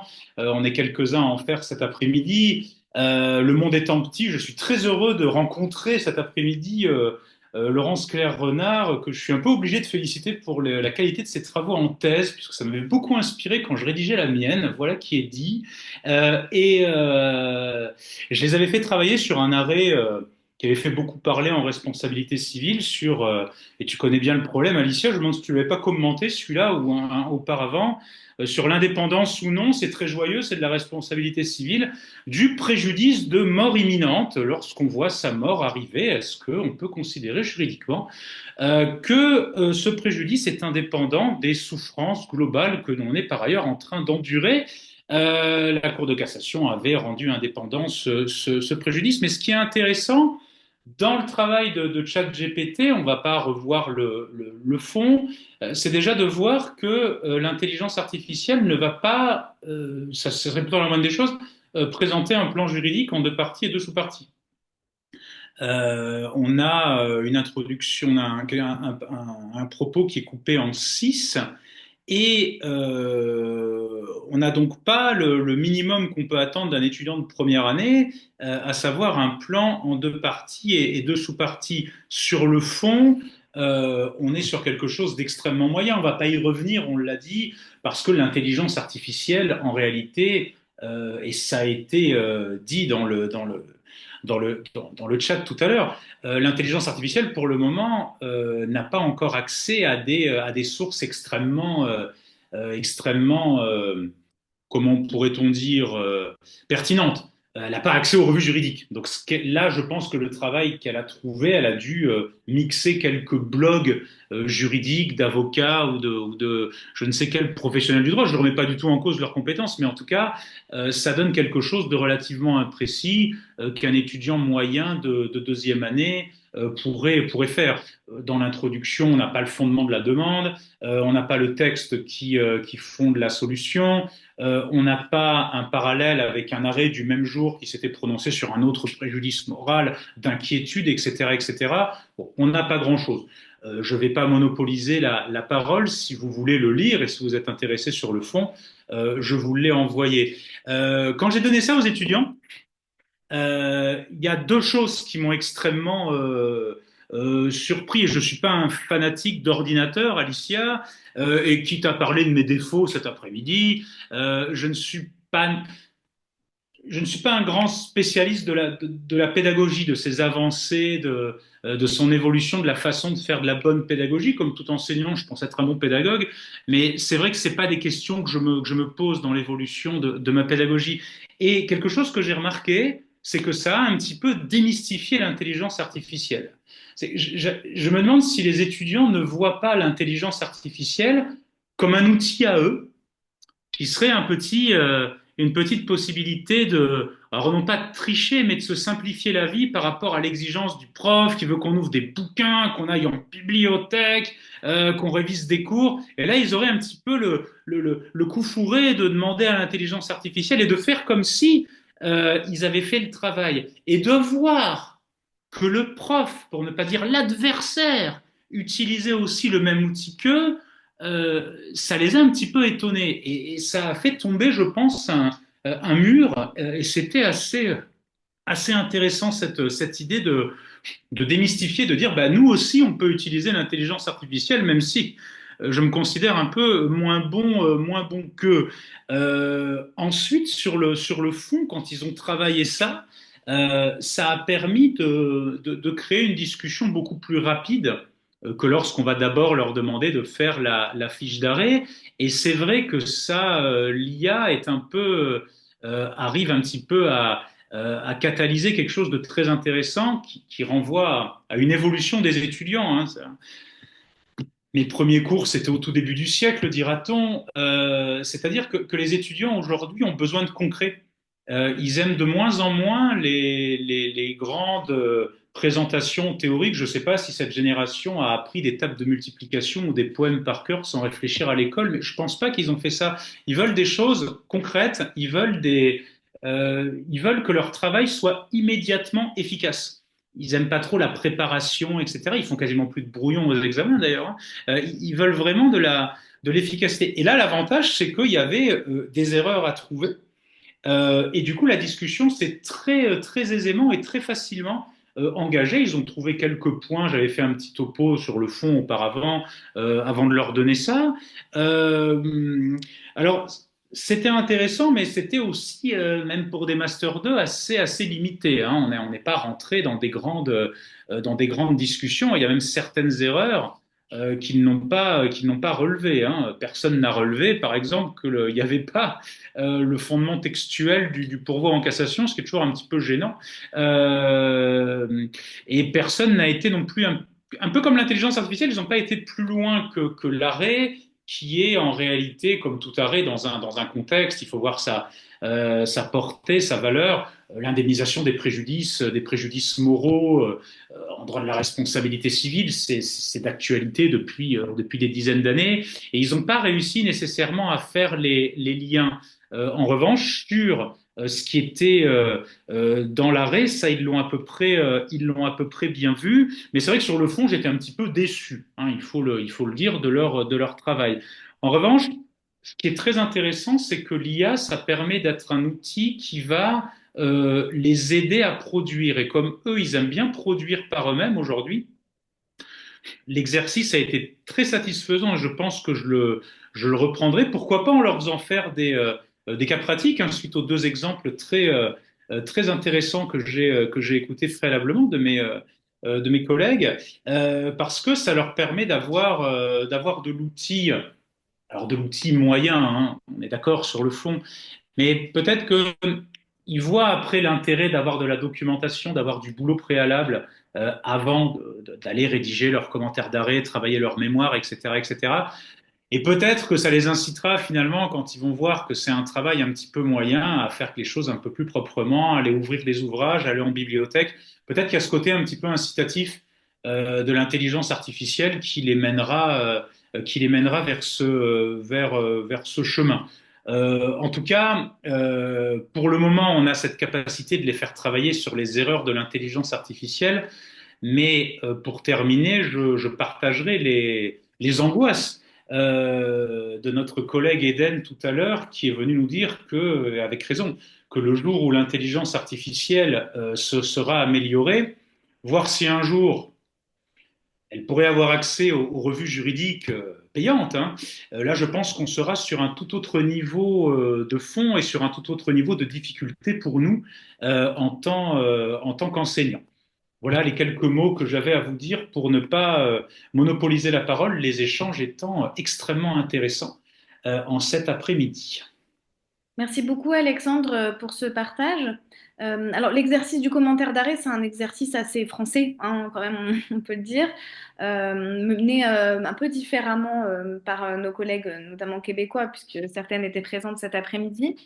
Euh, qu'est-ce que finalement, et je pose pas uniquement la question à Alexandre, peut-être plus généralement, est-ce que l'IA nous invite pas aussi à repenser cet exercice qui reste pour autant, je pense, c'est un exercice essentiel parce il est le gage d'une bonne compréhension des décisions de justice et quand on fait du droit, c'est quand même un point essentiel que de comprendre les décisions de justice. Est-ce que vous avez déjà testé autre chose, une autre façon de faire pour éprouver la compréhension d'une décision et de son analyse? Donc ça, c'est ma première question collective.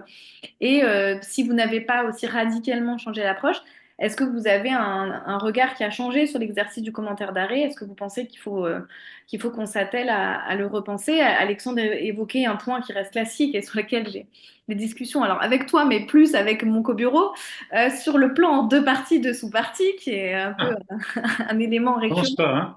Voilà, donc je renvoie ces questions à l'auditoire. Je ne sais pas si vous y avez déjà réfléchi ou si vous avez des avis sur ces points, mais je suis curieuse de savoir vos remarques éventuelles.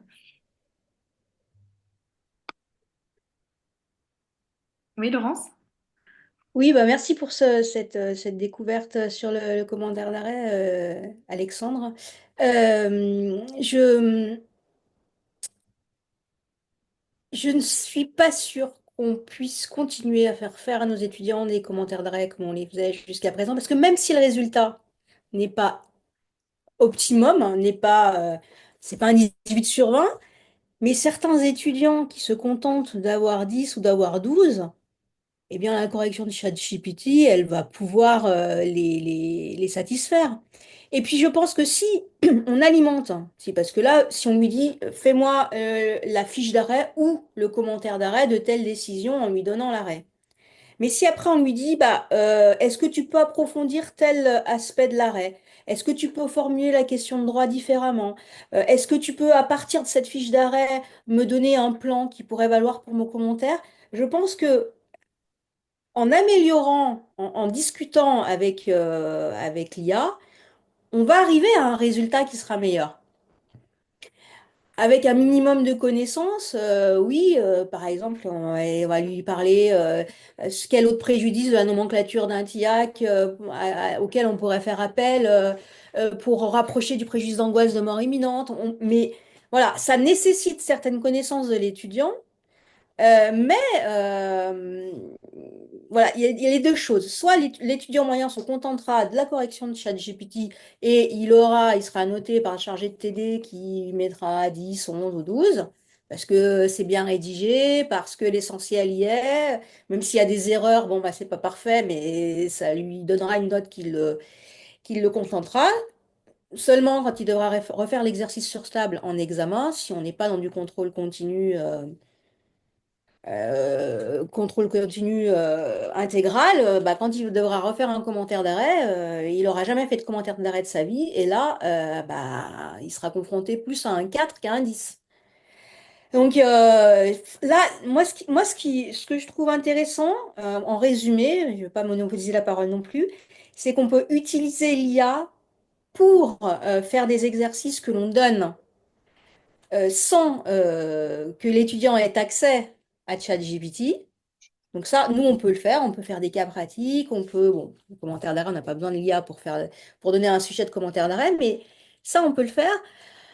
En revanche, quand il s'agit de TD et de donner des exercices à l'étudiant à faire en TD, là, il faut être plus imaginatif. Parce que si on donne des fiches d'arrêt, comme on faisait des dizaines ou des vingtaines de fiches d'arrêt à faire par séance, et qu'on se contente de la bête fiche d'arrêt, là, on va avoir un effet carbone avec l'IA catastrophique, mais on va pas faire des bons juristes. Voilà.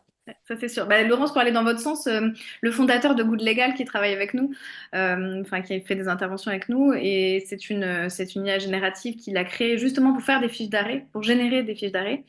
À une époque, il m'indiquait qu'il y avait 3000 fiches d'arrêt qui étaient générées par jour. Donc je ne sais pas à combien on en est aujourd'hui, il m'avait dit ça l'année dernière, donc on est peut-être encore un nombre plus important, ce qui correspond donc à une base de données énorme et qui lui a permis d'améliorer le modèle au fur et à mesure. Donc là, au début où on a testé Good Legal, c'était pas toujours très satisfaisant, ça l'est vraiment devenu. Un étudiant qui est en retard dans la préparation, qui veut avoir quelque chose de base, il va rentrer et hop, il va avoir sa fiche générée. Donc clairement sur la fiche d'arrêt, comme un exercice solitaire, à la maison, noté, ça n'a plus aucun intérêt. Ça ne veut pas dire qu'il ne faut pas en faire, mais c'est peut-être le lieu où on va les faire. Peut-être qu'il faut les replacer dans la séance de TD, sur table, avec l'enseignant. Peut-être qu'il faut plus noter, et ça c'est une position personnelle hein, que j'ai adoptée depuis déjà quelques années. Je ne note plus les devoirs maison. Donc j'intègre le devoir maison parce que par exemple je vais faire un exercice à partir de la préparation maison, un exercice court de 15 ou 20 minutes dans le TD qui sera lui noté, mais le devoir en lui-même, ça devient compliqué de noter cette matière qui vient de l'extérieur. Ça l'était déjà hein, parce qu'il y avait les cours particuliers, parce qu'il y avait tous les sites de partage des commentaires, des cas pratiques des années précédentes avec des qualités aussi variées. Donc il y avait déjà une inégalité entre les étudiants qui pouvaient financièrement se faire accompagner à l'extérieur ou pas. Aujourd'hui, au moins, il y a une forme d'égalité. C'est qu'en version gratuite, tout le monde y a accès. Après, il y a aussi la version payante, ceux qui ont accès ou pas. Voilà, donc il y a peut-être la piste qui est de ne plus noter les devoirs maison, de réintégrer le travail écrit en séance. Et je crois, et je vous rejoins parfaitement, qu'il faut penser une nouvelle façon de s'approprier la décision de justice. Parce que, sauf à faire en séance avec eux, pour, comme le dit Alexandre, en intégrant un exercice de critique, de recherche, Gaël disait tout à l'heure le jeu des 7 erreurs, etc. L'exercice qui consisterait par exemple à écrire l'arrêt pourrait être aussi très intéressant. Et là-dessus, je suis pas sûre que l'IA serait encore suffisamment performante. En tout cas, comme mon exercice que je vous exposais tout à l'heure de la proposition de loi, je suis sûre que ça pourrait servir de base, mais pour aller encore plus loin, pour pouvoir aller travailler dans la dentelle des mots, et ça serait assez intéressant. Mais là, en tout cas, il faut réagir parce que sinon, en fait, c'est très difficile. Il faut aussi que les enseignants qui dirigent le cours et qui ont des équipes de chargés de TD, ils comprennent qu'il y a une énorme frustration pour les chargés de TD qui corrigent les copies. C'est une souffrance. Enfin, moi, c'est pour ça aussi que j'ai arrêté la correction des devoirs maison, parce qu'en fait, ils n'en pouvaient plus d'aller détecter les plagiats, d'aller chercher les sources de plagiat, etc. Et ils avaient l'impression que leur travail ne servait à rien. Et quand même, globalement, on sait que l'université va mal et qu'elle tient grâce aux vacataires. Si en plus ces vacataires-là, ils ont même plus le plaisir d'avoir l'impression de transmettre quelque chose, mais de corriger une IA, je sais pas comment en fait notre modèle il va pouvoir tenir puisqu'il y a plus d'argent, il y aura plus de sens non plus. Donc ça va faire beaucoup. Donc voilà, désolée, c'est juste la petite parenthèse politique, j'en dirai pas plus, mais je pense que c'est important aussi dans notre vision du métier.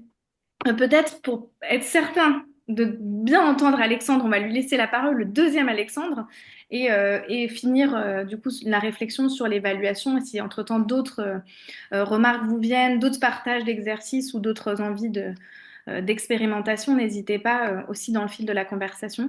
Mais donc Alexandre, on va t'écouter pour la dernière partie sur le QCM. Donc toi, tu utilises pour évaluer. Alors le QCM, c'est un exercice controversé hein, pour nous les juristes. Il se développe parce que le nombre d'étudiants se développe. D'ailleurs, même problématique qu'à l'époque du commentaire d'arrêt. Hein. Le commentaire d'arrêt émerge dans les universités à une époque où il y a une massification des étudiants. Donc on voit bien que l'exercice correspond pas toujours à la pédagogie, mais à la masse à laquelle on est confronté. Est-ce que pour autant c'est un exercice à condamner? Est-ce que tu lui as retrouvé un sens, un intérêt en utilisant l'IA en tant qu'enseignant? Et puis tes étudiants, qu'est-ce qu'ils en pensent? On t'écoute donc sur ton expérience autour du QCM. Merci beaucoup. Alors, moi, je voulais absolument pas faire de l'IA avec mon QCM, mais l'IA s'est imposé à moi. Je me suis pris un retour de bâton à cause de l'IA avec le QCM que je propose à mes étudiants. Alors, cette population d'étudiants, c'est une population d'étudiants en formation continue. Donc, c'est des notaires, avocats, experts comptables, des gens qui travaillent dans les banques, qui font un master 2 gestion de patrimoine en cours de carrière. Je leur présente, enfin, j'assure un séminaire sur l'assurance vie. Et c'est finalement les discussions avec cette population qui construit au fur et à mesure le cours. On va de sujet en sujet en fonction des interrogations qu'ils ont. Et chaque année, le programme est différent, on va dire. Et pour me simplifier la correction, hein, j'avoue, parce qu'à côté, il faut que j'écrive ma thèse, j'évalue cette population d'étudiants via un QCM. Je fais les choses très simplement. 60 questions, vrai-faux. Donc, c'est pas vraiment des questions, c'est des phrases. Est-ce que la phrase est vraie? Est-ce que la phrase est faux?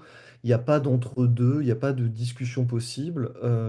J'utilise, enfin, c'est pas des sujets de débat.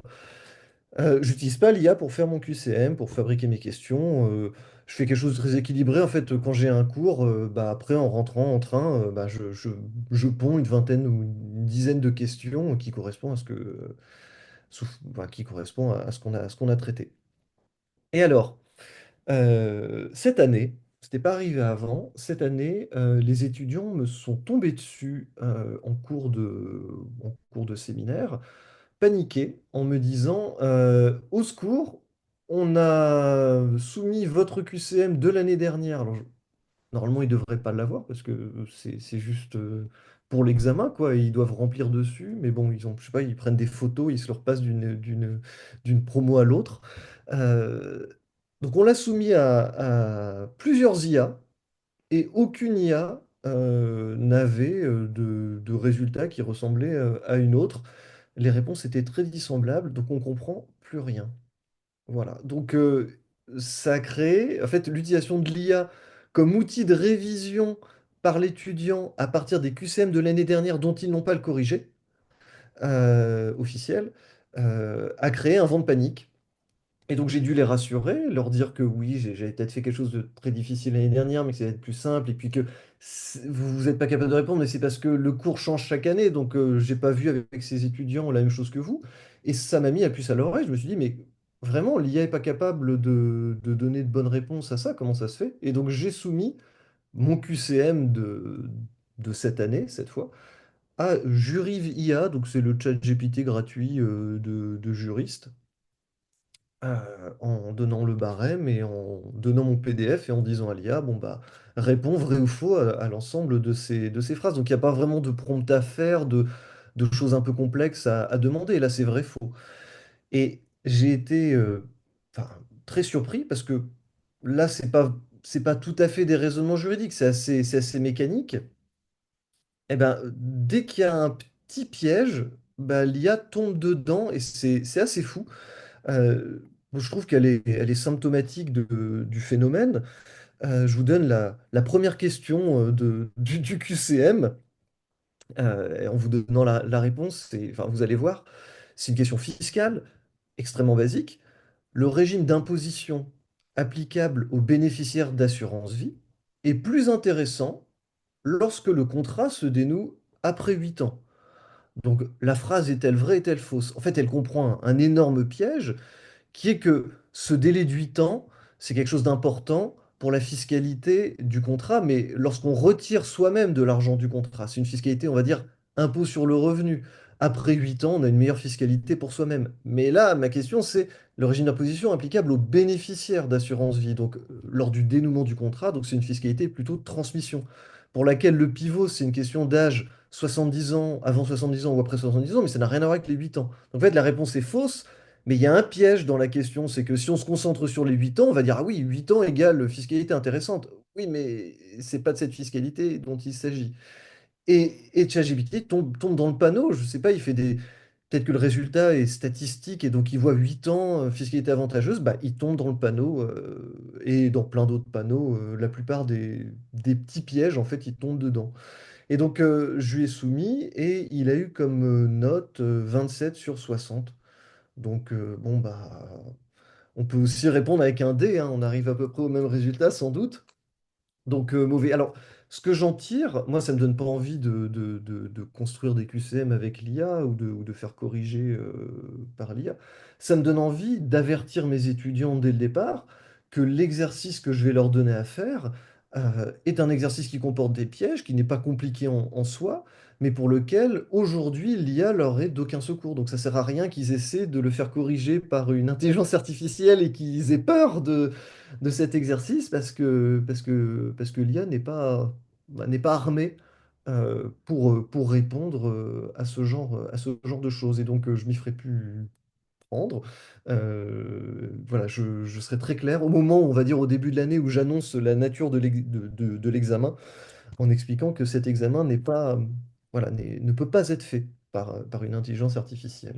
Voilà, donc c'est pas vraiment construire avec l'IA, c'est plutôt composer avec l'IA En fait, moderne. c'est déconstruire avec l'IA. Moi, j'aime beaucoup cette expérience. Je trouve ça hyper intéressant.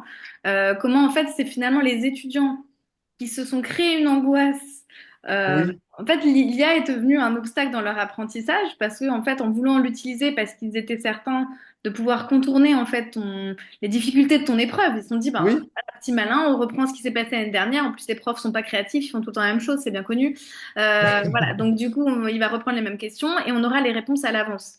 Et donc, alors, ça pose aussi une question sur laquelle tu finis, qui est que qu'est-ce qu'on doit communiquer? C'est une question qui a été aussi posée dans le chat avec Fabrice.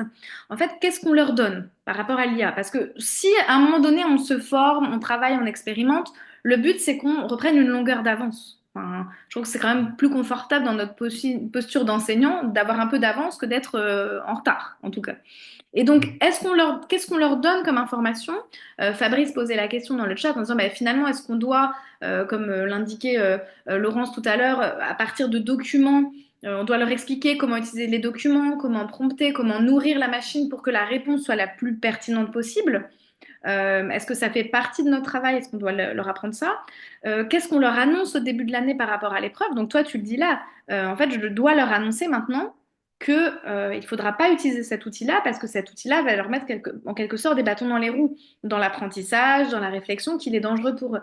Je le disais aussi dans mon intervention, donc je leur ai précisé, vous pouvez l'utiliser. C'était pas vous, et c'était pas vous devez. Mais tout ça est très différent et je pense que maintenant, il faut qu'on l'intègre. C'est pour ça que dans le petit sondage, je vous ai posé la question, est-ce que vous avez pensé certains exercices spécifiquement pour l'IA? Il faut peut-être maintenant panacher nos exercices en se disant que certains doivent être faits pour obliger à l'usage de l'IA. Josiane le disait en début de séance, il y a des étudiants qui ne l'utilisent pas. Il va y avoir des étudiants réfractaires à l'utilisation de l'IA pour diverses raisons qui leur sont propres. Est-ce qu'on doit leur imposer? C'est une question aussi. Est-ce qu'on doit leur imposer des exercices qui passent nécessairement par l'usage de l'IA, puisque tout le monde nous dit que demain, l'avenir des juristes, c'est d'utiliser l'IA, et qu'on ne sera pas un bon juriste si on ne sait pas l'utiliser.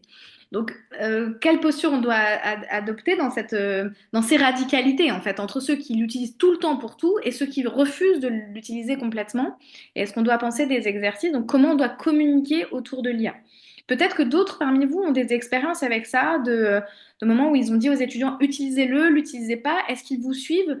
Et comment gagner leur confiance aussi? Parce que j'insiste sur ce point, mais je crois que c'est vraiment tout ça une question de posture entre l'enseignant et l'étudiant qui est en train de se déplacer encore plus vite que ces derniers temps et à d'autres moments. On a eu un premier temps avec le Covid, je pense, et là, il y a une nouvelle accélération qui s'opère avec l'IA. Donc, peut-être c'est un point sur lequel on pourrait discuter, Gaëlle. Oui, merci Alicia et merci pour toutes ces réflexions. En fait, c'est pas du tout sur cette réflexion, mais en nous écoutant, je me disais, on n'a pas du tout parlé ni des conséquences environnementales de l'utilisation de ces IA génératives. Et je me demande si on doit avoir une posture aussi par rapport à ça. Et la question des inégalités sociales.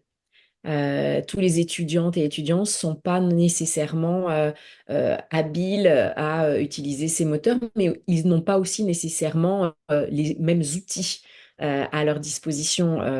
Donc, rien de plus ou de moins que ce qui se passe déjà, mais je trouve que ça peut accentuer encore peut-être cette forme d'inégalité sociale que l'on peut retrouver même dans la manière de prompter. Est-ce qu'on utilise la version gratuite ou est-ce qu'on a les moyens d'utiliser une version plus performante?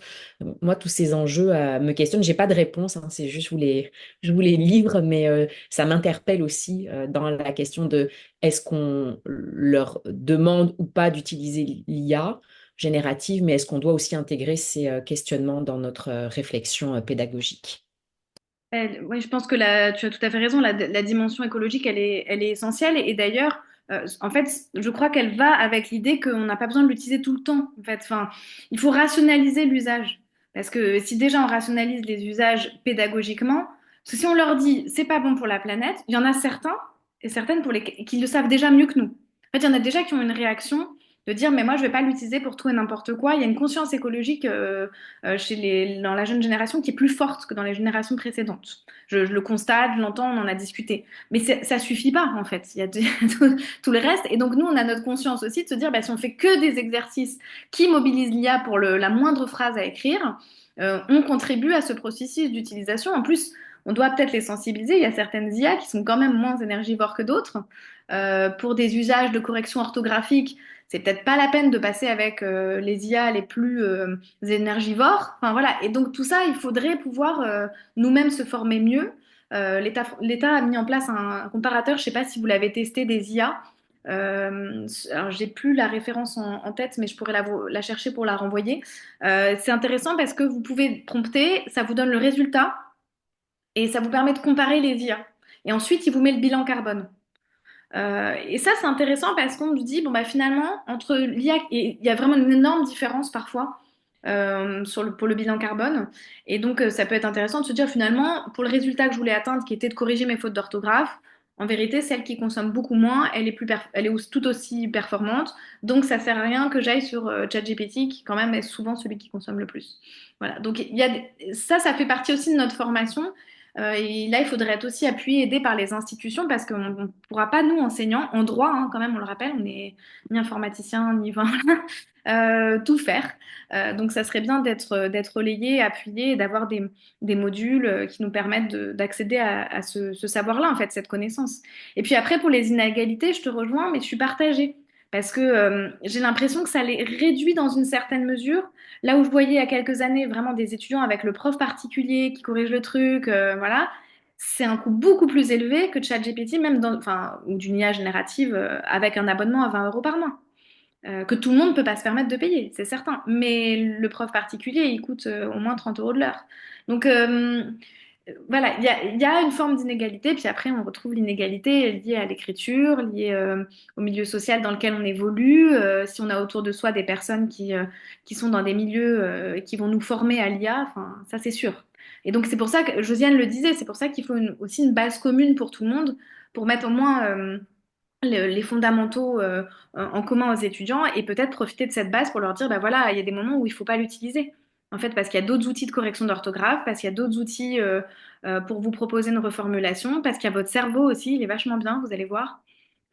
Et donc, c'est tout le paradoxe. À la fois, en fait, j'avais envie qu'on partage et qu'on fasse un atelier sur l'IA, et en même temps, par moments, j'en ai ras-le-bol de l'IA. Vous voyez, c'est moi-même, ça suscite à la fois une curiosité et un agacement, selon les moments.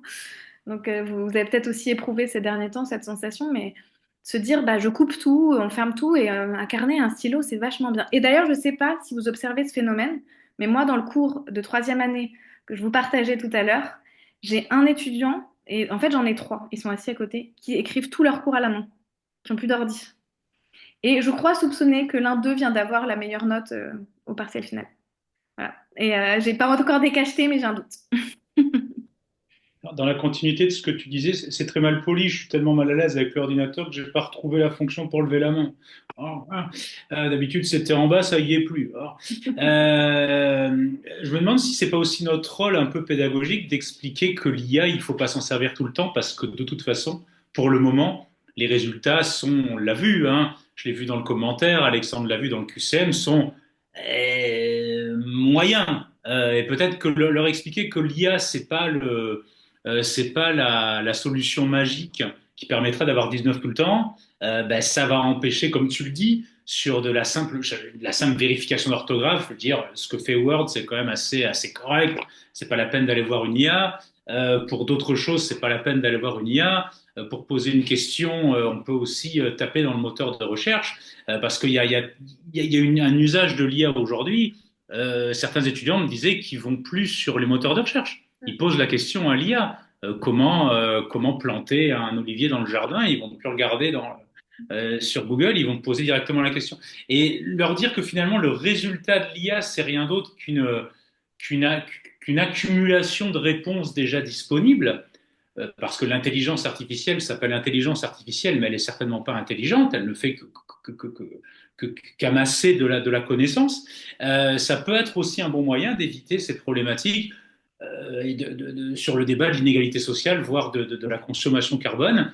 Ça peut être aussi à nous de démystifier c'est pas une martingale cette histoire, hein, c'est pas l'outil parfait rêvé de l'étudiant qui va valider toutes ces années. Et je pense que c'est aussi à nous d'utiliser l'IA dans cette finalité plus ou moins avouée. En tout cas, moi, je leur ai expliqué déjà que sur le fond, c'était pas l'outil rêvé. Je crois que Laurence, vous vouliez réagir aussi. Je vous avais vu. Non, non, j'avais l'impression que vous aviez ouvert votre micro. Non, pardon. Gaëlle, tu voulais réagir aussi? Oui, juste pour rebondir sur ce que tu as dit, Alicia, puis revenir à ce que nous expliquait Caroline, puis j'ai bien aimé sa formulation, hein, que le cerveau, c'est un muscle. Et puis ça, je pense qu'on devrait leur répéter parce qu'on leur dit pas assez que c'est un muscle qu'il faut entraîner et que malheureusement, l'IA, s'il l'utilise de manière passive, ben, leur permet pas d'entraîner ce muscle-là. Par contre, s'ils l'utilisent de manière réfléchie pour avancer dans leur réflexion, ben, ça peut être un outil parmi d'autres de leur formation. Mais j'ai bien aimé l'image de Caroline sur le fait qu'il faut entraîner et que si on ne s'entraîne pas, ben, on ne peut pas progresser.